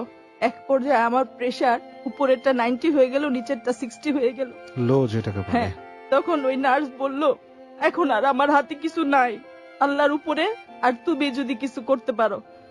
তখন এক পর্যায়ে আমার দ্বারাও আর কিছু হইতেছিল না। তখন নার্স হাত দিয়ে আমার লজ্জাস্থানটা ছিঁড়ে আমার বাচ্চাটা বাইর করছে। তখন ওই ব্যবস্থাও ছিল না তার কাছে যে সে কিছু কাটা ছিঁড়ে আমার বাচ্চাটারে বাইর করবে। এই বাসায় ডেলিভারি হইলো আমার বাচ্চা। ওই অবস্থা আমার স্বামী আমার বাচ্চাটারে এক নজর দেখলো, দেখে সে ওই সাবলেট বাসায় চলে গেল, কোলেও নিল না বাচ্চাটাকে। আমি বাচ্চারে দুধ খাওয়ানোর চেষ্টা করতেছি। বাচ্চার নাভিটা উনি আবার এমন ভাবে বাইধা গেছিল যে ওইটা বাধা হয় নাই ঠিক মতন। রাত্রে ওইটা থেকে ব্লিডিং শুরু হয়ে গেছে। আমার তো মাথা খারাপ, কান্নাকাটি, চিল্লাচিল্লি। আব্বা আইসা গালি গালাস, তুই একটা জন্ম দিছিস, ওইটা মতন চিল্লাইতেছে। ঘুমাইতে পারতেছি না, সকালে ওইটা অফিসে যাওয়া লাগবে। বাচ্চারা থামানোর অনেক চেষ্টা করলাম, সে থামে না। পরের দিন সকালে ওই বাচ্চাটা দেখলাম, সাদা ধবধবে বাচ্চাটা কেমন জানি হলুদ হয়ে গেল। আচ্ছা। পরে বাচ্চাটারে নিয়ে শিশু হাসপাতালে দৌড়াইলাম। ওই অবস্থায় নিজের অবস্থা খারাপ, শিশু হাসপাতালে যায়া ভর্তি কে করবে, আমার তো কেউ নাই। আপনি নিজেই গেলেন বাচ্চাটাকে নিয়ে? আমি ওই অবস্থায় বাচ্চাটা নিয়ে দৌড়াইলাম শিশু হাসপাতালে। আপনার মা কেউ সাপোর্ট দিল না? আমার মার তো কোথাও যাওয়ার পারমিশনই নাই, আমার মা তো যাইতে পারবেই না। পরে আমি আমার বাচ্চারে নিয়ে গেলাম। পরে আমার আব্বা আসছে পিছনে পিছনে, আয়শা পরে ভর্তি করলো। আমার বাচ্চা নিয়ে গেছি সকালে, আর আমার ওই ভর্তি হয়েছে হলো সন্ধ্যার সময়। এই বাচ্চা নিয়ে শিশু হাসপাতাল। বাচ্চা নিয়ে পেটে নিয়ে তো কিছু খাই নাই, বাচ্চার গায়ে রক্ত নাই, শুকনা শুধু হাড্ডি আর চামড়াটা ঝুলে রয়েছে। বাচ্চা রক্ত পায় না, রক্ত পায় না, টেস্ট করবে কিচ্ছু পায় না। পরে মাথার রক্ত কাইটা রক্ত বাইর করলো বাচ্চার টেস্টের জন্য। রক্ত কেটে ব্লেড দিয়ে মাথার রক্তটা একটু ফুটা করলো, ওইখান থেকে রক্ত নিল। আমার চিৎকারে পুরা শিশু হাসপাতাল পুরা থমকে গেল, আমার চিৎকারে, আমার কান্নায়। তারপরে আমি কি করব, দিশাহারা আমি। তারপরে আসলো যে বাচ্চার জন্ডিসের পরিমাণ অনেক বেশি। 4-5 দিন হাসপাতালে থাকলাম। জন্ডিস যখন একটু নরমাল হইলো, টাকা বাড়তেছে, এই টাকা কে দিবে? আমরা বললাম যে তুমি একটু তোমার পরিবারের বইলা একটু টাকা ব্যবস্থা করো না, আমি আমার বাপের আর কত কষ্ট দিব। সে বলল যে না, আমি ওইখান থেকে কিছুই চাইতে পারবো না। তারপরে আব্বাই বিল টিল দিয়া ছুড়াই নিয়ে গেল। ছুড়াই নিয়ে যায় আবার গালি গালাজ, যে তুই আসলেই খারাপ, এই সেই, তোর জন্মের পরে মাইরা ফেলানো উচিত ছিল। তখন আমার মা আমারে দেখতো, আমার বাচ্চারে দেখতো, বুকে দুধ আসতো না, কারণ খাওয়া দাওয়া তো করি নাই বাচ্চা পেটে নিয়ে। প্রথম কয়েকদিন দুধ আসে নাই। আমার আব্বা একটা দুধের পট আইনা দেয় নাই আমার বাচ্চার জন্য, ভাতের মার খাওয়াইছে আমার মা। আমার ওই একদিনের বাচ্চা ভাতের মার খায় খায় 3-4 দিন রয়েছে। 4 দিনের দিন বুকে দুধ আসছে। তখন আমি আল্লাহর কাছে বলছি যে আল্লাহ তুমি আমার বাচ্চারে বাঁচাইবা, হয়তো এই জন্য এটা দিছো। তখন এরকম চলতে থাকলো কয়েকদিন, কিছুদিন এরকম চলতে থাকলো। তখন যখন 15-16 দিন হয়ে গেল, তখন আমার আব্বা বলল, এখন তোর বাচ্চারা যাইতে বল এখান থেকে, হয়েছে তো আর কত। তখন বাচ্চারা নিয়ে আবার ওই সাবলেট বাসায় চলে গেলাম। এখন বাচ্চা আব্বা বলে দিল, এখন বাচ্চা হয়েছে, তারপরেও তো শ্বশুর বাড়ি থেকে কেউ কোনো খোঁজ নিতে আসে নাই, এখন তুই তোর ব্যবস্থা কর। তখন আমার মাত্র বাচ্চা হয়েছে 16 দিন, আমার ঘাও শুকায় নাই। তখন আমার স্বামী আমি বললাম যে তুমি বলো না, বাচ্চা হয়েছে, এখন আমাদের জন্য একটা কিছু করতে। তখন আমার স্বামী বলল যে তোর আর তোর বাচ্চার সাথে আমার কোনো সম্পর্ক নাই, তুই আমার ডিভোর্স কবে দিবি এটা বল। তখন আমার মনের মধ্যে না ধিক্কার চলে আসলো, ঠিক এর কার সাথে আছি আমি? আমার জন্য মায়া করে না, নিজের সন্তানের জন্য যার মায়া নাই তারে আমি কাছে রেখে করবোটা কি? তখন আমি বাচ্চার যখন 3 মাস বয়স, তারে আমি ডিভোর্স দিয়ে দিলাম। ডিভোর্স দিয়ে দিলেন? হ্যাঁ, ডিভোর্স দিয়ে দিলাম। ডিভোর্সটা কি মানে তখন আর না পেরে স্বইচ্ছায় সজ্ঞানে দিয়ে দিলেন? সজ্ঞানে। আসলে এরপরে আর কি বা করার ছিল? মানে এত কষ্ট সহ্য করলেন, বাচ্চাটা হলো এত কষ্ট করে, স্বাভাবিকের চেয়ে অনেক বেশি কষ্টই আপনি সহ্য করেছেন আপনার বর্ণনায়। বাচ্চাটা হওয়ার সময় আপনার বাবা মার কাছ থেকেও সাপোর্ট পাচ্ছেন না, মায়ের ইচ্ছা থাকা সত্ত্বেও মা কিছু করতে পারছে না। সবচেয়ে বড় ভরসা তো বিয়ের পর স্বামী, আমার যেটা মনে হয় মেয়েদের কাছে, তাই না? তো সেই জায়গাটাও যখন আপনি বন্ধ, আপনার জন্য থেকেও নেই, তো তখন আর আসলে ডিভোর্স দেওয়া ছাড়া মনে হয় না কিছু করার ছিল। প্রিয় শ্রোতা, আপনি শুনছেন অদ্ভুত একটা গল্প আজকে। আমি আমি আসলে নিজেই মানে কেমন যেন একটা অন্যরকম পরিস্থিতি ফিল করছি আমার চারপাশে। এখন একটা বিরতি নিচ্ছি, আমরা ফিরে আসছি ঠিক একটু পরে। নুসরাত একটু নিজেকে সামলে নিক, পরিবেশটা জানেন এর পরে কি আছে, আরো পুরো 1 ঘন্টা আপনাদের সামনে রয়েছে, আরো কত কি না আপনি শুনবেন, আমাকেও শুনতে হবে। জীবন আসলেই কল্পনার চেয়ে বেশি কিছু, আরো একবার বলতে হয়। আপনি শুনছেন ক্লোজ আপ প্রেজেন্টস হ্যালো 8920, আর যে সেতু আছে আপনার সাথে, এবং নুসরাতের জীবনের গল্পটা আপনি শুনছেন। কোথাও যাবেন না, একটু পরে ফিরে আসছি। Close Up presents Hello 8920. Close Up. The closer, the better. Close Up presents Hello 8920. Close Up. The closer, the better. প্রিয় শ্রোতা, স্বাগত জানাচ্ছি আপনাদের সবাইকে আরো একবার ক্লোজ আপ প্রেজেন্টস হ্যালো 8920 আর যে সেতু আছে আপনার সাথে, এবং আপনি শুনছেন এবিসি রেডিও 89.2 FM। প্রিয় শ্রোতা, আপনাদের সবার জন্য একটা খুব গুরুত্বপূর্ণ এবং একই সাথে বিষয়টা অত্যন্ত আনন্দের। আপনার জীবন থেকে নেয়া বাছাইকৃত সেরা গল্পগুলো আমরা আমাদের রেডিও শো অর্থাৎ হ্যালো 8920 জীবনের গল্পতে প্রচার করি, আর সেখান থেকে সেরা গল্পগুলো বাছাই করে এবছরও আপনার জন্য বই আকারে বর্ণ প্রকাশ হতে বের হচ্ছে জীবনের গল্প 4। আর এবারের বইটি আগের বইগুলোর চাইতে কিছুটা হলেও অন্যরকম হবে, এটা আমি আপনাকে নিশ্চয়তা দিচ্ছি। আর বইটি এবছর অমর 21 বইমেলার শুরু থেকেই আপনি পাবেন। আর আজকেই আপনার বইয়ের প্রি অর্ডার করতে আপনি ফোন করুন এই নাম্বারটিতে 01511522523। আমি আবারও বলছি নাম্বারটি 01511522523। এই নম্বরে ফোন করে আগে থেকে আপনি বুক করে রাখতে পারেন, কারণ খুবই স্বল্প সংখ্যক বই আমরা বাজারে আনছি এবার। নুসরাতের জীবনের গল্প আমরা শুনছিলাম। অনেক কষ্ট সহ্য করে ফাইনালি ওর স্বামীকে ডিভোর্সটা দিতে বাধ্য হলো, কারণ স্বামীর যে দায়িত্ব, স্বামীর কাছ থেকে যে ভালোবাসা বা যতটুকুই ওর পাওয়ার কথা ছিল তার বিন্দু মাত্র সে পায়নি বলে সে বাধ্য হলো। আমি রিপিট করছি না, বেশি কথাও বলছি না, শুধু অতটুকুই বলবো। ফোন নাম্বারটা বলে দিচ্ছি আপনাদেরকে, যে ফোন নাম্বারে ফোন করে আপনি এখানে এসে আপনার গল্পটা বলতে পারেন। নাম্বারটি হচ্ছে 0961389282। আর ফেসবুকের মাধ্যমে আপনি আমার সাথে যোগাযোগটা রাখতে পারেন। ফেসবুকের ঠিকানা হচ্ছে www.facebook.com/setu.abcradio। পেজটা আর যে সেতু নামে আছে, প্লিজ আপনি লাইক দিন এবং আমার মেম্বার হয়ে সাথে থেকে যান। হ্যালো 8920 জীবনের গল্প এই শোটি ইউটিউব থেকে ডাউনলোড করতে পারেন এবং শুনেও নিতে পারবেন। ইউটিউবে গিয়ে আপনি এবিসি অনলাইন লিখলে আমাদের চ্যানেলটা চলে আসবে, সেখানে গল্পটি আপলোড হয়ে যাবে এবং আপনি চাইলে পরে শুনতেও পারেন, ডাউনলোড করে রেখেও দিতে পারেন। চ্যানেলের নামটি হচ্ছে এবিসি অনলাইন। ওকে নুসরাত, আপনি ডিভোর্স দিয়ে দিলেন, সেখানে আমরা ব্রেক নিয়েছিলাম। তারপর থেকে ডিভোর্স দেওয়ার পর আমি আমার শাশুড়িকে একদিন ফোন দিলাম, ফোন দিয়ে বললাম যে আম্মা, আপনার ছেলেকে আমি আপনার বুকে ফিরাই দিলাম, আপনি এখন আমাকে এমন একটা কিছু দেন যেটা নিয়ে আমি আমার বাচ্চাটাকে নিয়ে চলাফেরা খাইতে পারি, একটা কিছু করতে পারি। সে বলল যে তোমার জন্য, তোমার বাচ্চার জন্য আমাদের কাছে কিছুই নাই। আমি আবার রিপিট করতেছি কথাটা, সে বলল তোমার এবং তোমার সন্তানের জন্য আমাদের কাছে কিছুই নাই। আমি হতভম্ব হয়ে গেলাম, আর আমার মুখ দিয়ে একটা শব্দও বাইর হইল না। কথাটা কে বললো? কথাটা আমার শাশুড়ি বলল। ওকে। তারপর আমি আর কোনোদিন আর ওনাকে ফোন দিইনি। তারপর আম্মা আমারে বলল, তুই কাজ খোঁজা শুরু কর, এভাবে তো বাঁচতে পারবি না।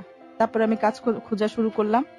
তখন একটা আপু ছিল, তাসমিনা আপু, আল্লাহ ওনার ভালো করুক। উনি তখন একটা কোম্পানি, যে গুলশান একটা নতুন একটা কোম্পানি খুলছিল তখন, ওই ফ্রোজেন ফুডের। আচ্ছা। তো এটা প্রমোশনের কাজ, সেটার জন্য আমাকে সিলেক্ট করলো। ওখানে আমি গেলাম সিবিটিভি নিয়ে, প্রমোশনের কাজের জন্য আমার সিলেক্ট করলো, আমি কাজ করা শুরু করলাম। আপনি পড়াশোনা তো ম্যাট্রিকের পরে আর হয়নি করা না? না, আচ্ছা, আর করা হয়নি।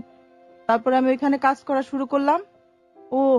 ওই কষ্ট, কাজ করতে, বাচ্চা এখানে আম্মা একটা কাজের লোক ঠিক করে দিল, বাচ্চাটা কাজের লোকের কাছে পড়ে থাকতো সারাদিন। আমার বাচ্চা চিনি ছাড়া, দুধ ছাড়া সুজি খাইতো।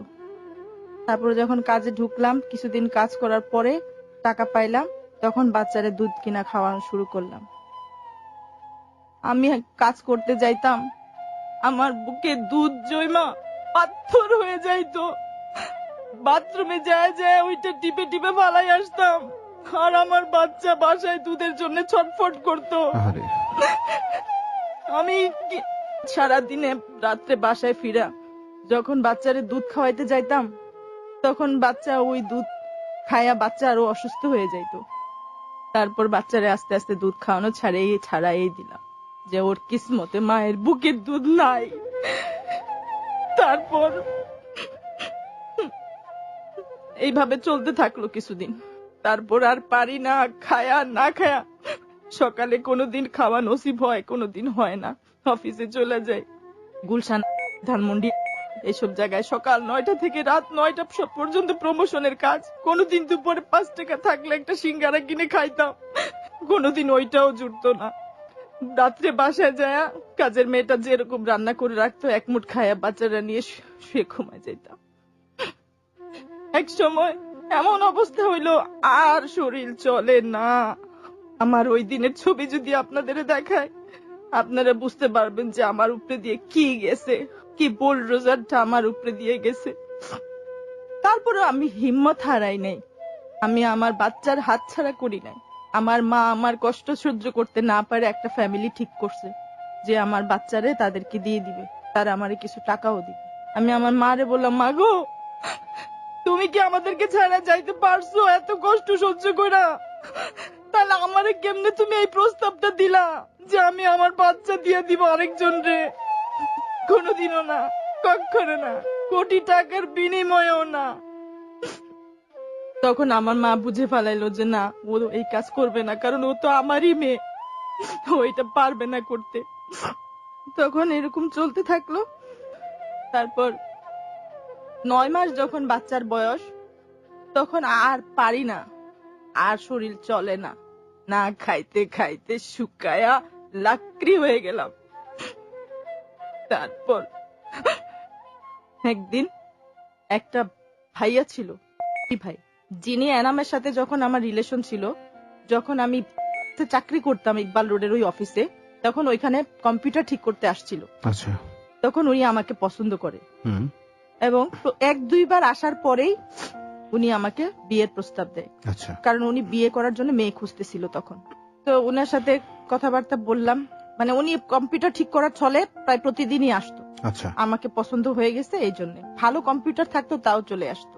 তখন উনি আমার একদিন লাঞ্চ নিয়ে আসতো, একদিন বিকেলের নাস্তা নিয়ে আসতো, একদিন এক একটা জিনিস নিয়ে আসতো। তো আমি ওনারে বললাম যে ভাই, আমি তো আরেক জায়গায় এঙ্গেজ। তো উনি তখন আমার কাছে তথ্য চাইলো, কে ছেলে, কি করে, আসল বিষয় সব আমি ওনারে বললাম। তখন উনি আবার খোঁজ নিল, ওই ছেলের খোঁজ নিয়ে আমাকে বললো যে এই ছেলে তো তোমার যোগ্য না, এই ছেলে তো নিজেই কিছু করে না, তোমারে কি খাওয়াবে। মানে কার কথা বললেন? আপনার হাজবেন্ড?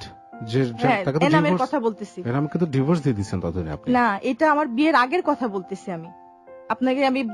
আমি বললাম না যে এনামের সাথে যখন আমার রিলেশন হইলো, তখন আমার আব্বার চাকরি সাসপেন্ড হয়ে গেল, আমি একটা অফিসে জব করতেছিলাম। ওকে, এটা তখনকার ঘটনা? তখনকার ঘটনা। আচ্ছা, মানে একটু পিছনে আমাদেরকে যেতে হলো বাই এনি চান্স, এটা আগে হয়ে গেলে বেটার হতো। যাই হোক, আমরা যেখানটায় ছিলাম আপনার গল্পে, যে আপনার বাচ্চাটাকে নিয়ে আপনি পরিস্থিতিতে আছেন আপনি, যাই হোক, এই যে পরিচয়ের সাথে যে কম্পিউটার সাথে যিনি আসেন, এটার সাথে অনেক বড় সম্পর্ক আছে, যে কারণেই আমরা একটু পিছনে গেলাম বিজনেস। হ্যাঁ, তখন ওই খোঁজ খবর নিয়ে আমাকে বললো, এই এনাম তো তোমার যোগ্য না, তুমি একটা প্রতিষ্ঠিত ছেলেরে বিয়ে করবা, তুমি কেন ওই ছেলেরে বিয়ে করবা? তখন আমি বললাম যে কারণেই হোক, আমি যেরকম ছেলে চাই এনাম ওইরকমই ছেলে, আমি একটা শান্তশিষ্ট সভ্য ছেলে চাই, আর আপনি তো অনেক শিক্ষিত, সুন্দর, স্মার্ট, আপনি যে কোনো মেয়ে পাওয়া যাবেন। তখন উনি আমার খুব চেষ্টা করলো কনভিন্স করার, খুব যত ভাবে সম্ভব, কিন্তু উনি ওনার সব হিস্ট্রি গুলো আমাকে বলে দিছে সত্যি সত্যি, যে উনি হিউজ ড্রিঙ্ক করতো, মেয়ে লোকের কাছে যাইতো, ওনার একটা রাত মেয়ে লোক ছাড়া চলতো না, সব উনি আমাকে গড়গড় করে বলে দিছে। তো তারপরেও আমি ওনারে জিজ্ঞেস করছি, আপনি কি এগুলা ছাড়তে পারবেন? তারপরে উনি বলছে যে ড্রিঙ্ক করা ছাড়তে পারবো না, বউ ছাড়তে পারবো কিন্তু ড্রিঙ্ক করা ছাড়তে পারবো না, আর বাকি সবকিছু ছেড়ে দিব। আচ্ছা, এইটা উনি আমাকে বলল। তখন আমি বললাম যে না, তাহলে আপনি আমার জন্য না, ওইখানেই ক্লোজ চ্যাপ্টার। তারপরে উনি ওনার মতন ব্যস্ত হয়ে গেল। পরে আমার বাচ্চার যখন 9 মাস বয়স হইল, তখন আমি ওই ভাইরে আবার ফোন দিলাম। আপনি ফোন দিলেন? আমি ফোন দিলাম, ওনার নাম্বারটা আমার কাছে রাখা ছিল। আচ্ছা, ফোন দিয়ে বললাম, আমার তো এই অবস্থা, এই 1 বছরে আমার মধ্যে আমার সাথে এগুলা ঘটে গেছে। তখন উনি একটা বন্ধুর বিয়েতে যাচ্ছিল, উনি বিয়েটা ক্যান্সেল করে সাথে সাথে চলে আসলো। আচ্ছা, আমার কাছে আসার পরে ঘন্টা খানেক সে আমার সব কথাগুলা শুনলো, আর আমি বললাম যে এই আমার অবস্থা, আমি আর পারতেছি না, ওকে, আপনি কি আমাকে একটা কাজের ব্যবস্থা করে দিতে পারবেন? তখন উনি বলল, মানে আমি যে কাজটা করতাম ওই টাকাটা দিয়ে আমি আর আমার বাচ্চার খাওয়ার ব্যবস্থা করতে পারতেছিলাম, কিন্তু বাসা ভাড়াটারা কিচ্ছু দিতে পারতেছিলাম না। আর যেহেতু আমার আব্বাও আমার খরচাপাতি সব দেওয়া বন্ধ করে দিছে, আর একটি টাকাও সহযোগিতা করার মতন আর কেউ ছিল না তখন, বাসা ভাড়া জমছে। এই অবস্থায় আমি উনারে ফোন দিই যে ভাই, আপনি আমার এমন একটা কাজের ব্যবস্থা করে দেন যেটা দিয়ে আমি খাওয়া পড়া বাসা ভাড়া সবকিছু দিতে পারবো, আপনার তো অনেক জানাশোনা আছে। তখন উনি আমার জিজ্ঞেস করলো যে তুমি কোথায় থাকো, বাসা কোথায়? পরে ওনাকে আমি বাসায় নিয়ে গেলাম, উনি পরের দিনই আইসা বাসার ভাড়া টাড়া সব ক্লিয়ার করে দিল। আচ্ছা, 5 মাসের ভাড়া টাড়া জমছিল, ওগুলা সব ক্লিয়ার করে দিল।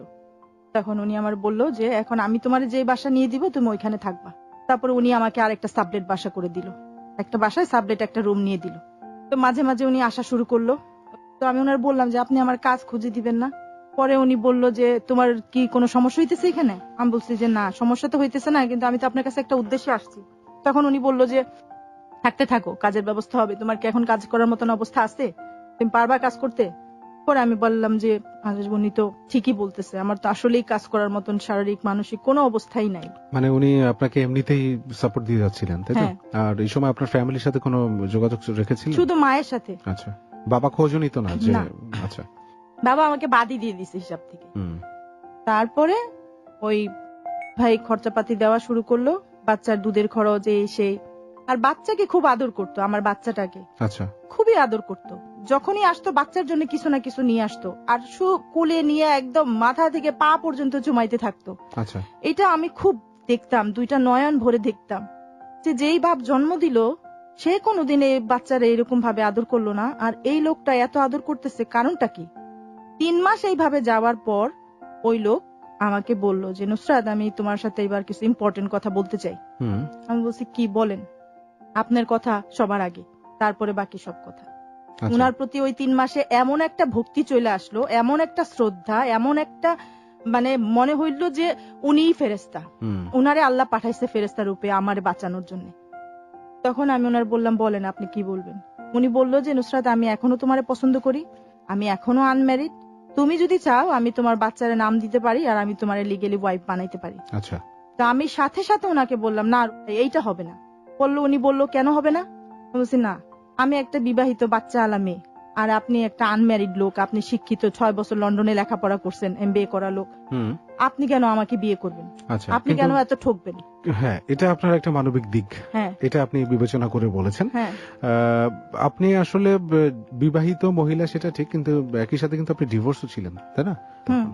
যাই হোক, এটা আপনার উদারতা যে আপনি ওনার বিয়ের প্রস্তাবটা নাকচ করলেন। হ্যাঁ, উনি যখন আমাকে বিয়ের প্রস্তাব দিল, আমি ওনাকে বলছি যে না, আপনাকে বিয়ে করা আমার পক্ষে সম্ভব না, কিন্তু আমি অনেক ভালো খাবার দাবার তৈরি করতে পারি, আপনি আমাকে একটা খাবার ব্যবসা ধরাই দেন। তখন উনি বলছে সবকিছু হবে, তুমি আগে সুস্থ হও, স্বাভাবিক হও। তারপরে উনি মানে যত ভাবে কনভিন্স করা যায় আমাকে কনভিন্স করা শুরু করে দিল। ওকে। তারপর এইভাবে যখন উনি খরচাপাতি দেওয়া শুরু করলো, এক পর্যায়ে 5-6 মাস যখন হয়ে গেল, তখন উনি আমার কাছে অধিকার চাওয়া শুরু করে দিল। আচ্ছা, মানে 5-6 মাসই আপনার যাবতীয় খরচ, বাচ্চার যাবতীয় খরচ উনি চালাচ্ছেন? উনি চালাচ্ছে। ওকে। 5-6 মাস পর উনি আমার কাছে অধিকার চাওয়া শুরু করলো, উনি আমার কাছে আসতে চায়, আমার সাথে মেলামেশা করতে চায়। তো আমি ওনারে বললাম যে আপনি আপনার রাস্তা দেখেন, আমি আমার রাস্তা দেখি, আমি এইভাবে আমার জীবন আমি যাপন করতে চাই না। আচ্ছা।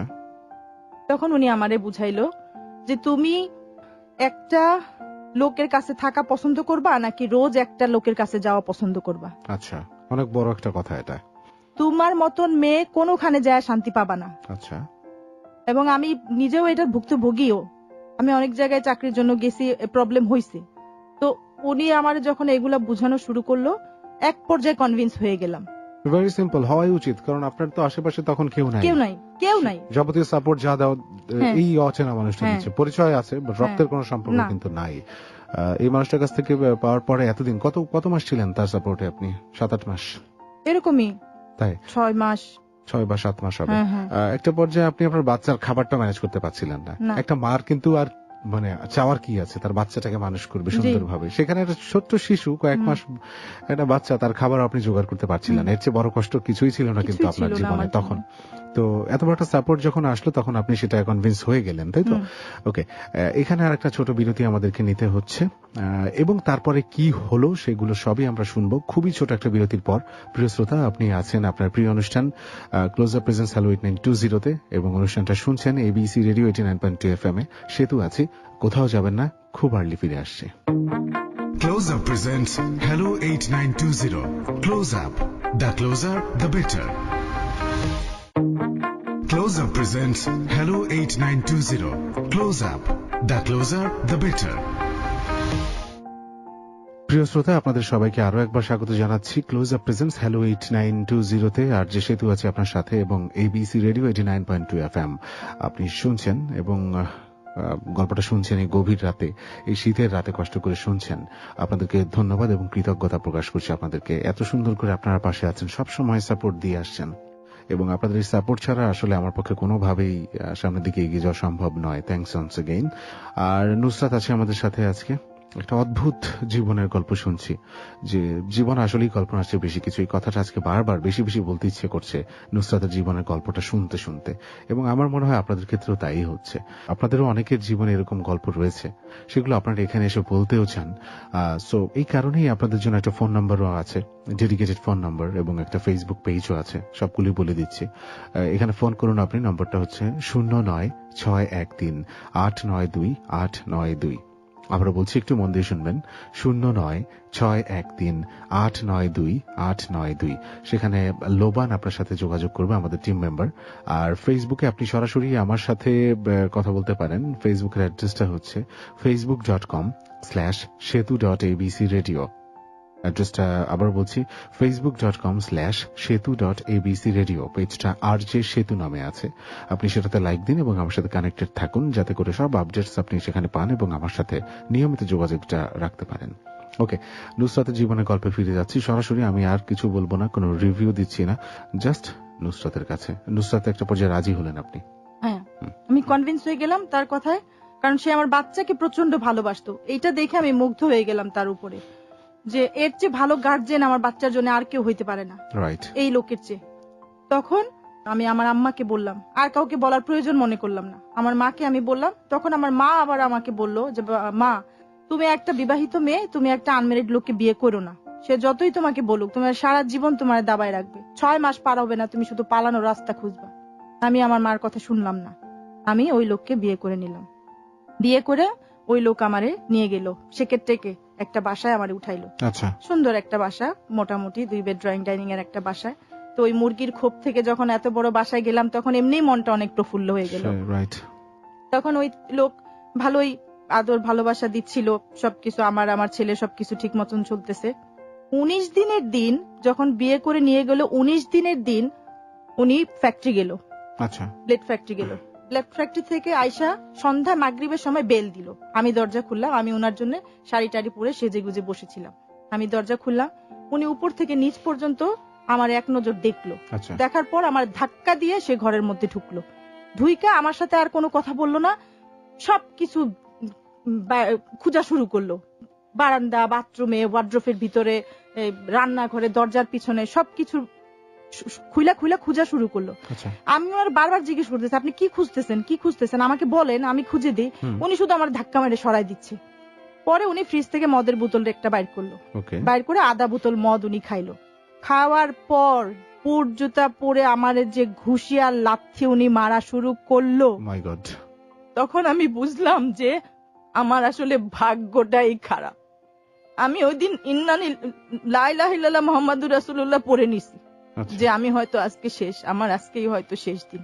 আমার বাচ্চাটা, ওই 1 বছরের বাচ্চাটা হতভম্ব হইয়া লাল নীল হয়ে গেছে মার এই মায়ের ধর দেখা। তারপরে এক পর্যায়ে সে ক্লান্ত হয়ে গেল মারতে মারতে। আমি মাটিতে ওইভাবেই পড়ে রইলাম।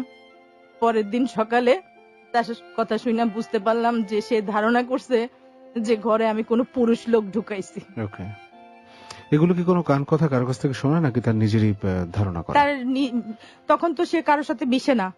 ওকে, না এটা মিশে না, এটা তার একটা নিজস্ব একটা কল্পনার জগৎ, কারণ সে সবসময় কিন্তু নেশার মধ্যেই থাকে। এটা কিন্তু মানুষের মস্তিষ্ককে এমন ভাবে বিকল করে দেয় যে স্বাভাবিক চিন্তা ভাবনা কোনোভাবেই করা সম্ভব নয়। যাই হোক, আপনি আসলে কোনো উপায় না দেখে তার সাথে চলে আসলেন, তাকে বিয়ে করলেন। কোনো উপায় ছিল না কিন্তু, এবং মূল কারণ ছিল আপনারই বাচ্চাটার সবচেয়ে ভালো গার্ডিয়ান কিন্তু সেই হতে পারবে এই চিন্তাটা থেকে। যাই হোক, একটু ও সময় আসলে আর বেশি কিছু ভাবারও ছিল না, কিন্তু একটু যেই ভাবার অপশনটা থাকে সাধারণত, যেরকম একটা অ্যাডিক্টেড মানুষ যিনি কিনা নর্মালি তার লাইফ কোনোভাবে লিড করতে পারেন না, তার নর্মাল অ্যাক্টিভিটিজ এর পেছনে যে জিনিসটা কাজ করে সেটা হচ্ছে ড্রাগস, যে কোনো প্রকারই হোক না কেন সেটা, মানে সে স্বাভাবিকভাবে কিছু করতে পারে না। এমন একটা মানুষের সাথে সারা জীবন পার করাটা কতখানি টাফ হতে পারে, এই চিন্তাটা কিন্তু অনেকখানি ইম্পর্টেন্ট করে নেওয়া। যাই হোক, আর একটা ব্যাপার হচ্ছে যে আপনার বাচ্চার জীবনে আপনার ছোটবেলার জীবনের প্রতিফলনটা আমি দেখতে পাচ্ছি, যে আপনি একেবারে ছোটবেলা থেকে মাকে এরকমই পরিবেশে দেখেছেন, এবং আপনার বাচ্চাও হয়তো দেখা এই শুরু করলো। এরপরে কি হবে, লেটস সি, বলুন আপনি। তারপর পরের দিন আমি চলে গেলাম আমার মার বাসায় বাচ্চাটাকে নিয়ে, যে না হবে না এখানে। বাসায় গেলাম, আমার আব্বা আম্মা দেখলো আমার চোখ মুখ সব ফুলা, এইখানে নীল, এইখানে কালো, গলার এখানে সব ছিঁড়া, খামচি দিয়ে সব ছেঁড়া, কি বিভৎস অবস্থা আমার। আমার আব্বা উঠা এসা বললো, এই যে তোর আবার ফেরত আসছে, কোনোখানেই টিকতে পারবে না। দোষারোপটা আপনাকে আমাকে করলো আমার আব্বা। আচ্ছা, কিছু বললাম না, ভাগ্যেই ছিল, ধরে নিলাম। যখন আমার কয়েকদিন গেল, আব্বা কিছু বললো না, যে যখন দেখছে এত মার মুর খায় আসছে। কয়েকদিন যাওয়ার পর আম্মারে বলতেছে, তোর এটা যাবে কবে? আম্মা বললো, যাবে মানে এই জানোয়ারের কাছে যাবো কি জন্য, মেয়ে দিব না মেয়েরে যাইতে। পরে আম্মারে বলতেছে, তুই শুদ্ধা যায় থাকবি ওদিকে, তোর মেয়ে নিজে যাই না, বুঝা গেছে না সব, একদিনও আর থাকতে পারবে না, এখন বাইরে তো বল। তারপর ওই দিনই আমার আব্বা আবার বাইর করে দিল। বাধ্য হয়ে আমার ওনার বাসায় যায় উঠতে হইলো আবার। তারপরে এর মধ্যে উনিও ফোন করে মাফ টাফ চাইছে, সরি বলছে। আচ্ছা, তারপরে আমি গেলাম, যাওয়ার পরে আবার কিছুদিন ভালো চলতেছে, সবকিছু ঠিকঠাক। আবার একদিন একটা ফোন আসছে রং নাম্বারে, টিএবিএক্স এর ফোন লাইন ছিল, রং নাম্বারে ফোন আসছে। এই যে তোর এরা ফোন করা শুরু করছে, বুঝা গেছে যে এখানে একটা 2 নাম্বার মহিলা থাকে, এই যে দেখ তোর ফোন আসা শুরু হয়ে গেছে, মানে তার ভাষাই ছিল এরকম। তখন আমি বলছি, আমি তো এই নাম্বার আমার বাপ মারেও দেই নেই, তাইলে আমার অন্য লোকের নাম্বার ফোন আসার তো প্রশ্নই উঠে না। তখন ওই লোক আমারে বলল যে তুই ফোন বাজতে বাজতে বন্ধ হয়ে যাবে, রিং বন্ধ হয়ে যাবে, তুই ফোন উঠাবি না, লোক বাসায় এসে বেল দিতে দিতে ফেরত যাবে, তুই দরজা খুলবি না। তা আমি এইভাবেই থাকতে থাকলাম। ঘরে বাজার নাই, খাওয়া নাই, আমরা মা ছেলে খিদায় বসে আছি। উনি বাসায় আসতো, বাজার সদে আনলে আমরা রান্না বান্না করে খাইতাম। নিজে দোকানে যায় যে একটা পাউরুটি আইনা খাবো, ওই সাহস ছিল না। এত একটা ভয় আতঙ্ক ভিতরে ঢুকে গেল ওই প্রথমবার মাইর খাওয়ার পরে। এবং যখনই উনি ড্রিঙ্ক করে আসতো, আমরা মা ছেলে থর থর করে কাঁপতে থাকতাম, আমরা এমন আতঙ্কে পড়ে যাইতাম। আর এত গর্জন করতো, বাঘের গর্জন ফেল ওনার গর্জনের কাছে। তারপরে কিছুদিন পর ওনার 2টা বোন রে বাসায় নিয়ে আসলো। ও এখানে একটা কথা ছুটে গেছে, সেটা হলো উনি বিয়ের আগে আমার একটা শর্ত দিছিল যে আমার পরিবারে 7 ভাই বোন, আমরা বাপ মা মারা গেছে, আমি কোনো সামাজিকতা মেনটেন করব না যতদিন আমার ভাই বোনদের বিয়ে না হবে। তো আমি ওইটা স্বাভাবিকভাবেই মেনে নিছি। কিসের সামাজিকতা, আমাদের কি সামাজিক ভাবে বিয়ে হয়েছে? আমার বাপ কি আমার দায়িত্ব পালন করছে যে আমি আমার বাপ ভাইরে এখানে দাওয়াত করে খাওয়াবো? আমি আপনার শর্তে রাজি। পরে উনার 2টা বোন নিয়ে আসলো। বোন নিয়ে আসার পরে এতদিন তো উনার একার অত্যাচার সহ্য করতে, এমনি ভালোবাসতো, খুব আদর করতো। একটা রানে আমারে বসাইতো, আর একটা রানে আমার ছেলেটারে বসায় ঘন্টার পর ঘন্টা কম্পিউটারে কাজ করতো। আচ্ছা। তো যখনই মদ ড্রিঙ্ক করে আসতো তখনই উনার চেহারাটা পাল্টায় যেত। আর যখন ওই যে কোনো এমন কোন ফোন আসতো যেটা আসলে উনার ফোন না, তখন উনি খুব অকথ্য ভাষায় গালিগালাজ করতো। আচ্ছা। তারপর উনার বোনরা আসার পর নতুন অত্যাচার শুরু।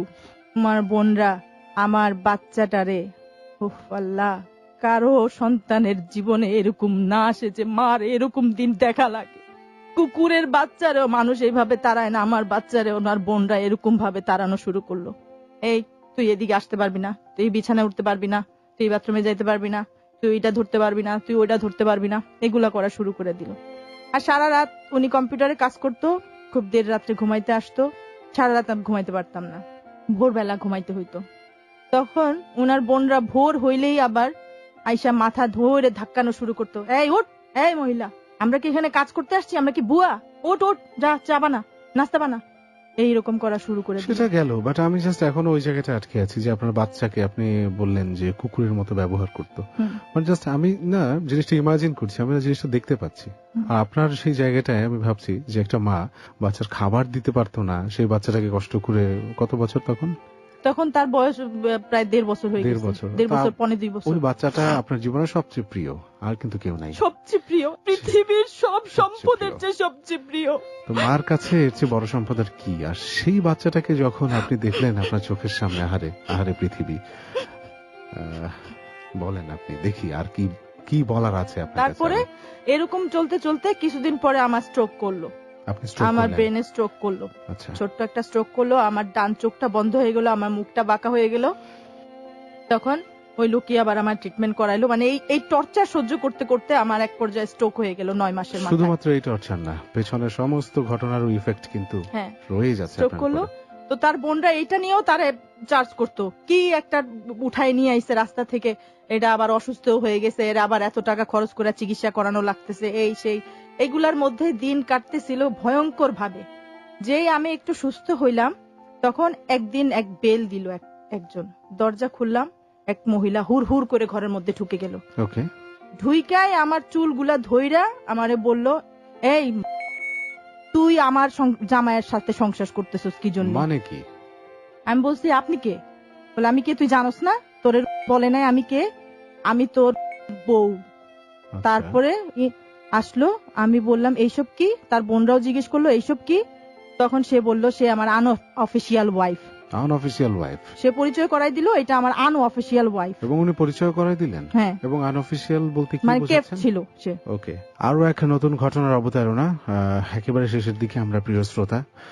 জানি না যে নুসরাত আজকে যে গল্পগুলো বলছে আপনি মানে কিভাবে নিচ্ছেন। অনেক গল্পই আপনি শুনেছেন, কিন্তু এরকম গল্প আপনি শুনেছেন কিনা আমি জানি না, আমারও শোনা হয়নি কখনো। এইরকম অদ্ভুত একটা জীবনের গল্প নিয়ে আমি আপনার সাথে আছি, আপনার প্রিয় অনুষ্ঠান ক্লোজ আপ প্রেজেন্স হ্যালো 8920-তে।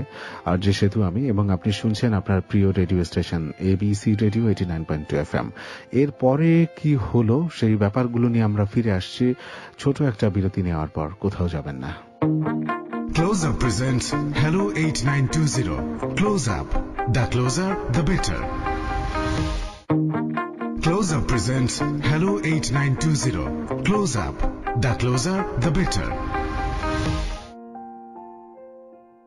স্বাগত জানাচ্ছি প্রিয় শ্রোতা আপনাদের সবাইকে ক্লোজ আপ প্রেজেন্স হ্যালো 8920-তে। আর যে সেতু আছে আপনার সাথে, এবং ABC রেডিও 89.2 FM শুনছেন আপনি।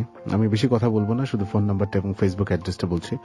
আপনি ফোন করতে পারেন আমাদের এই নম্বরে 09613892 আর ফেসবুকে আমার সাথে কানেক্টেড থাকুন। ঠিকানাটা হচ্ছে www.facebook.com/setu.abcradio। প্রিয় শ্রোতা, নুসরাতের জীবনের গল্পে আছি আমরা। এবং এক ভয়াবহ জীবন, ভয়াবহ একটা গল্প আপনি এতক্ষণ শুনলেন এবং আরো কিছুটা শোনার বাকি আছে আপনার। সেখানে আমরা চলে যাচ্ছি। নুসরাত, যেখানে আমরা ব্রেকটা নিয়েছিলাম, যে আরো একজন ওয়াইফ এসে হাজির হলো আপনার হাজবেন্ডের। Unofficial wife. তারপর আমি ওই ওনার এখান থেকে চলে গেলাম মায়ের বাসায়, যা চাকরি খোঁজা শুরু করলাম। তারপরে হঠাৎ করে শরীর খারাপ হয়ে গেল। তারপর ডাক্তারের কাছে যেয়ে জানতে পারলাম যে আমি আব্বার দ্বিতীয় হাজবেন্ডের সন্তান আমার পেটে চলে আসছে। তো ওইটা জানার পর আমার মা বলল যে এখন কি করবা। আমি বলছি আমি তো বাচ্চা, তো আমি ফেলবো না, আল্লাহর নিয়ামত তো আমি ফেলবো না। আমার মা বলছে যে দরকার নেই, বাদ দাও। তা আমি আবার বাচ্চার কথা চিন্তা করে আবার এর কাছে চলে আসি। এর কাছে আসার পর এই বাচ্চা হয়। এর মধ্যে প্রায় এই মহিলা চলে আসতো, আইসা চিল্লা চিল্লি গালি গালাজ, আর এই লোকরে টাইনা হেস্টায় নিয়ে যাইতো, নিয়ে 4 ঘন্টা 5 ঘন্টা পরে এই লোক আবার বাসায় ফিরতো। তো এগুলা নিয়ে প্রায় অশান্তি হইতো, মারাত্মক অশান্তি হইতো। এগুলার মধ্যেই বাচ্চাটার জন্ম হয়। এর মধ্যে আমার মায়ের উপর দিয়ে ঝড় তুফান যাইতেছে, আমার বাপের আমার উপর দিয়ে যাইতেছে আমার এখানে, আর আমার মায়ের উপর দিয়েও যাইতেছে। আমার বাপের অত্যাচার দিন দিন বাড়তেছে।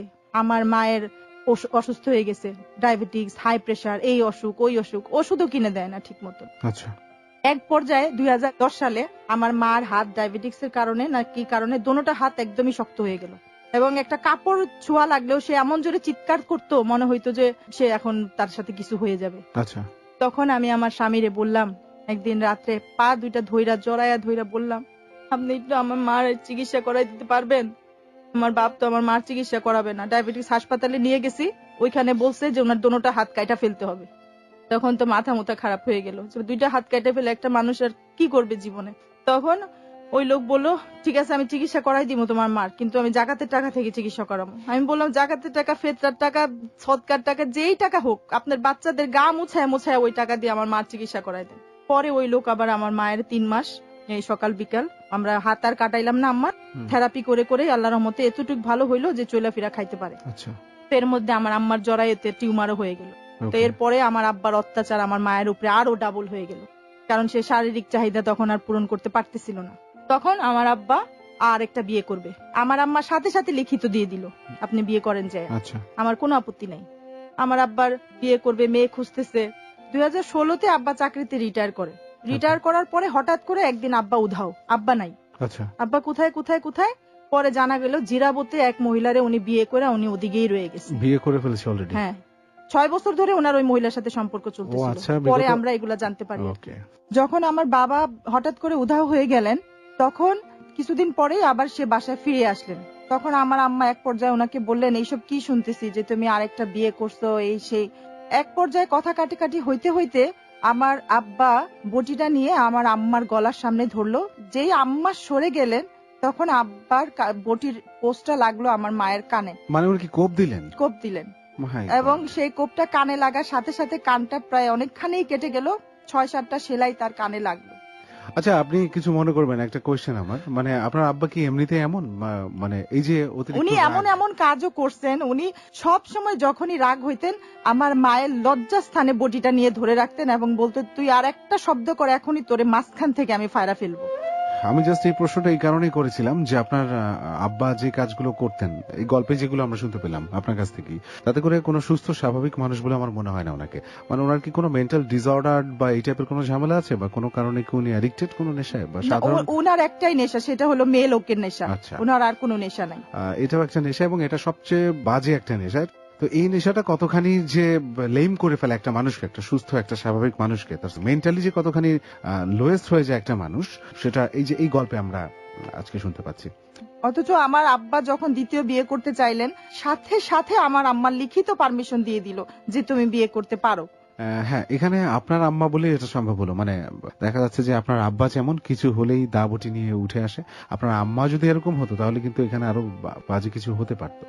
একটা ব্যাপার আমরা বলি যে তোমার সামনে যদি কেউ উত্তেজিত অবস্থায় তোমাকে কোনো ব্লেম করে, তুমি পানির মতন তরল হয়ে যাও। সেটাই হয়েছে আপনার ফ্যামিলি। সেই জন্যই আমার মা হয়তো 40 বছর এখানে থাকতে পারছেন, এছাড়া সম্ভব ছিল না। আমার আম্মা সত্যিই পানি ছিলেন। তখন আমার মায়ের ভাগ্য এতই খারাপ, কারোরে আল্লাহ এরম ভাগ্য না দিক। আমার 2টা ভাই আমার মাকে রাখবে না। আমার মা কই যাবে। আমি চিন্তা করলাম, যা আছে কপালে আমি আমার মারে নিয়ে আসবো আমার কাছে। আমার মারে আমি নিয়ে আসলাম। যেই আমার মা আমার বাসায় আসলো, আমার স্বামী ঘর ছেড়ে চলে গেল এবং ম্যানেজারকে বলে দিল 1টি টাকা বাসায় যদি বাজারে দেওয়া হয় তোমার চাকরি শেষ। 5 দিন আমার মা রইলো, আমার স্বামী কোনো খরচাপাতি বাজার সদাই কিছু দিল না, সে বাসায় ফিরলো না। খুব সম্ভব সে ওই মহিলার বাসায় ছিল। তখন বাধ্য হইলাম মারে বৃদ্ধাশ্রমে রাখতে। আগারগা বৃদ্ধাশ্রমে আমার দুঃখিনী মারে রাইখা আসলাম।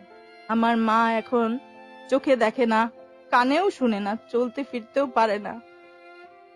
আমার ভিতরে এত কষ্ট যে আমার চোখ দিয়ে পানি না, রক্ত আসার কথা, রক্ত। আমার মার যখন আমি বৃদ্ধাশ্রমে দেখতে যাই, ফিল করি যে আমার যদি আল্লাহ আমাকে হায়াত দেয়, বাঁচা রাখে, হয়তো এটা আমার ভবিষ্যৎ। কারণ এই লোক আমাকে আজ পর্যন্ত 500 টাকা এরকম ভাবে দেয় নাই যে আমি আমার ভবিষ্যতের জন্য কিছু করতে পারবো, এবং সে আমার সার্টিফিকেটটা পর্যন্ত ছিঁড়ে টুকরা টুকরা করে ফালাই দিছে। একটা ঘটনা মনে পড়ে, বিয়ের 3-4 বছর পরে একটা দামি জামা চাইছিলাম, 3,500 টাকা দাম ছিল জামাটার, খুব পছন্দ হয়েছিল। আমি আমার স্বামীকে বললাম, আমাকে এই জামাটা কিনে দিবেন, আমার না জামাটা খুব পছন্দ হয়েছে।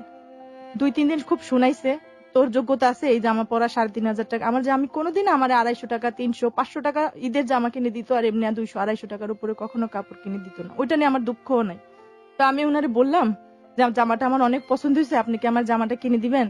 তখন উনি আমার বললো, তোর যোগ্যতা আছে, তাহলে তো আমি ইন্ডাস্ট্রিয়ালস এর মেয়ের বিয়ে করতাম যদি এত দামি কাপড়ে জামা পরাইতে হইতো। তোর ড্রেনে থেকে উঠাই নিয়ে আসছি কি এইগুলা পরানোর জন্য? তারপরে এক পর্যায়ে সে রাজি হইলো জামাটা কিনে দিতে, কিন্তু সে বলল, তোরে আমি জামাটা কিনে দিমু, কিন্তু আমার জানের সদকা দিমু, নিবি? ওই দিন আমি রিয়েলাইজ করলাম যে অনেক মেয়েরা আছে, শুনি পেপারে পড়ি, পত্রিকায় পড়ি, যে জামা কিনে দেয় নাই দেখা, শাড়ি কিনে দেয় নাই দেখা স্বামীরে ছাইরা চলে গেছে।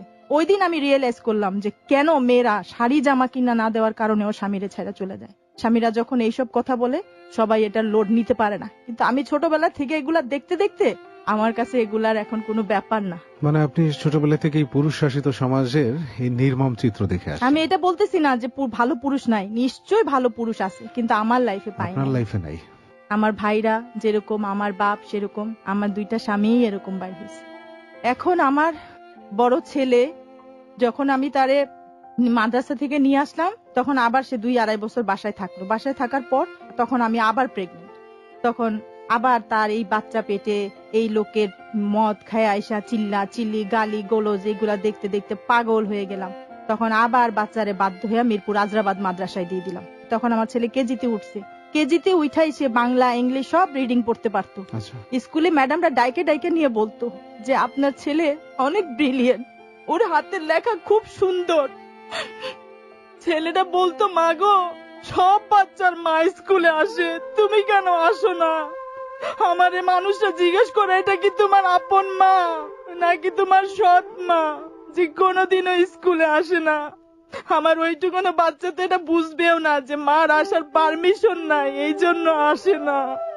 আমি আমার বাচ্চার স্কুলেও খোঁজ নিতে যাইতে পারতাম না। আমি বাইরে গেলে এই লোক বলতো, কার সাথে শুয়ে আসছোস? এমনকি তার বন্ধুরে এইসব কথাও বলতো, ওরে ভিতরে নিয়ে ওর স্যালোয়ারটা চেক কর। এত নোংরা ভাষায় আমার বাচ্চার সামনে আমার সাথে কথা বলতো, আমার মনে হইতো মাটিটা ফাঁক হোক, আমি ওইখানেই ঢুকে যাই।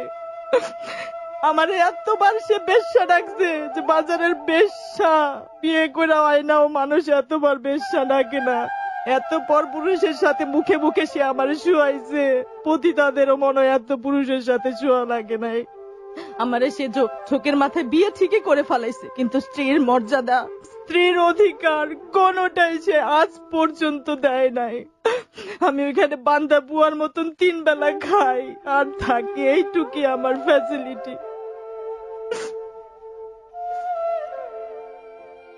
আমার হাজবেন্ডে কয়েকবার আমি থানায় জিডি করছি তার নামে।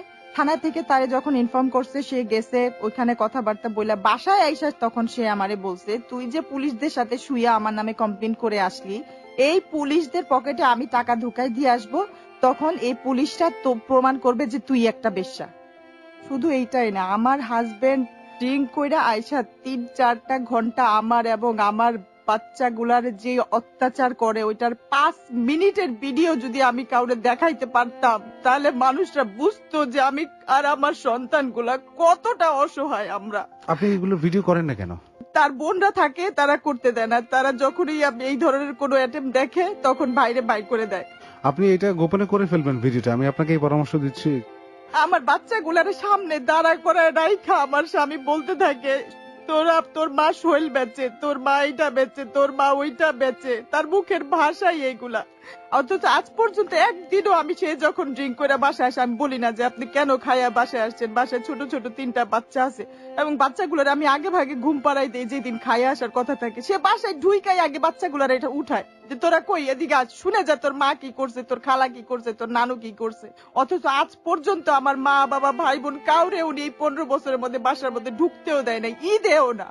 এই দুঃখ নিয়ে আমার কবরে যাইতে হবে। এগুলো সবই হচ্ছে বিকৃত মস্তিষ্কের পরিচয়। তো যাই হোক, আমি যেটা বলতে চাই যে শুনছেন লাখ লাখ মানুষ, আপনারা প্রিয় শ্রোতা, অনেকেই আপনাদের মধ্যে ভিকটিম আছেন। এই আজকের অতিথির মতো আপনারাও হয়তো শিকার, আপনাদের হাজবেন্ডের, আপনাদের ফ্যামিলির কারো না কারো দ্বারা।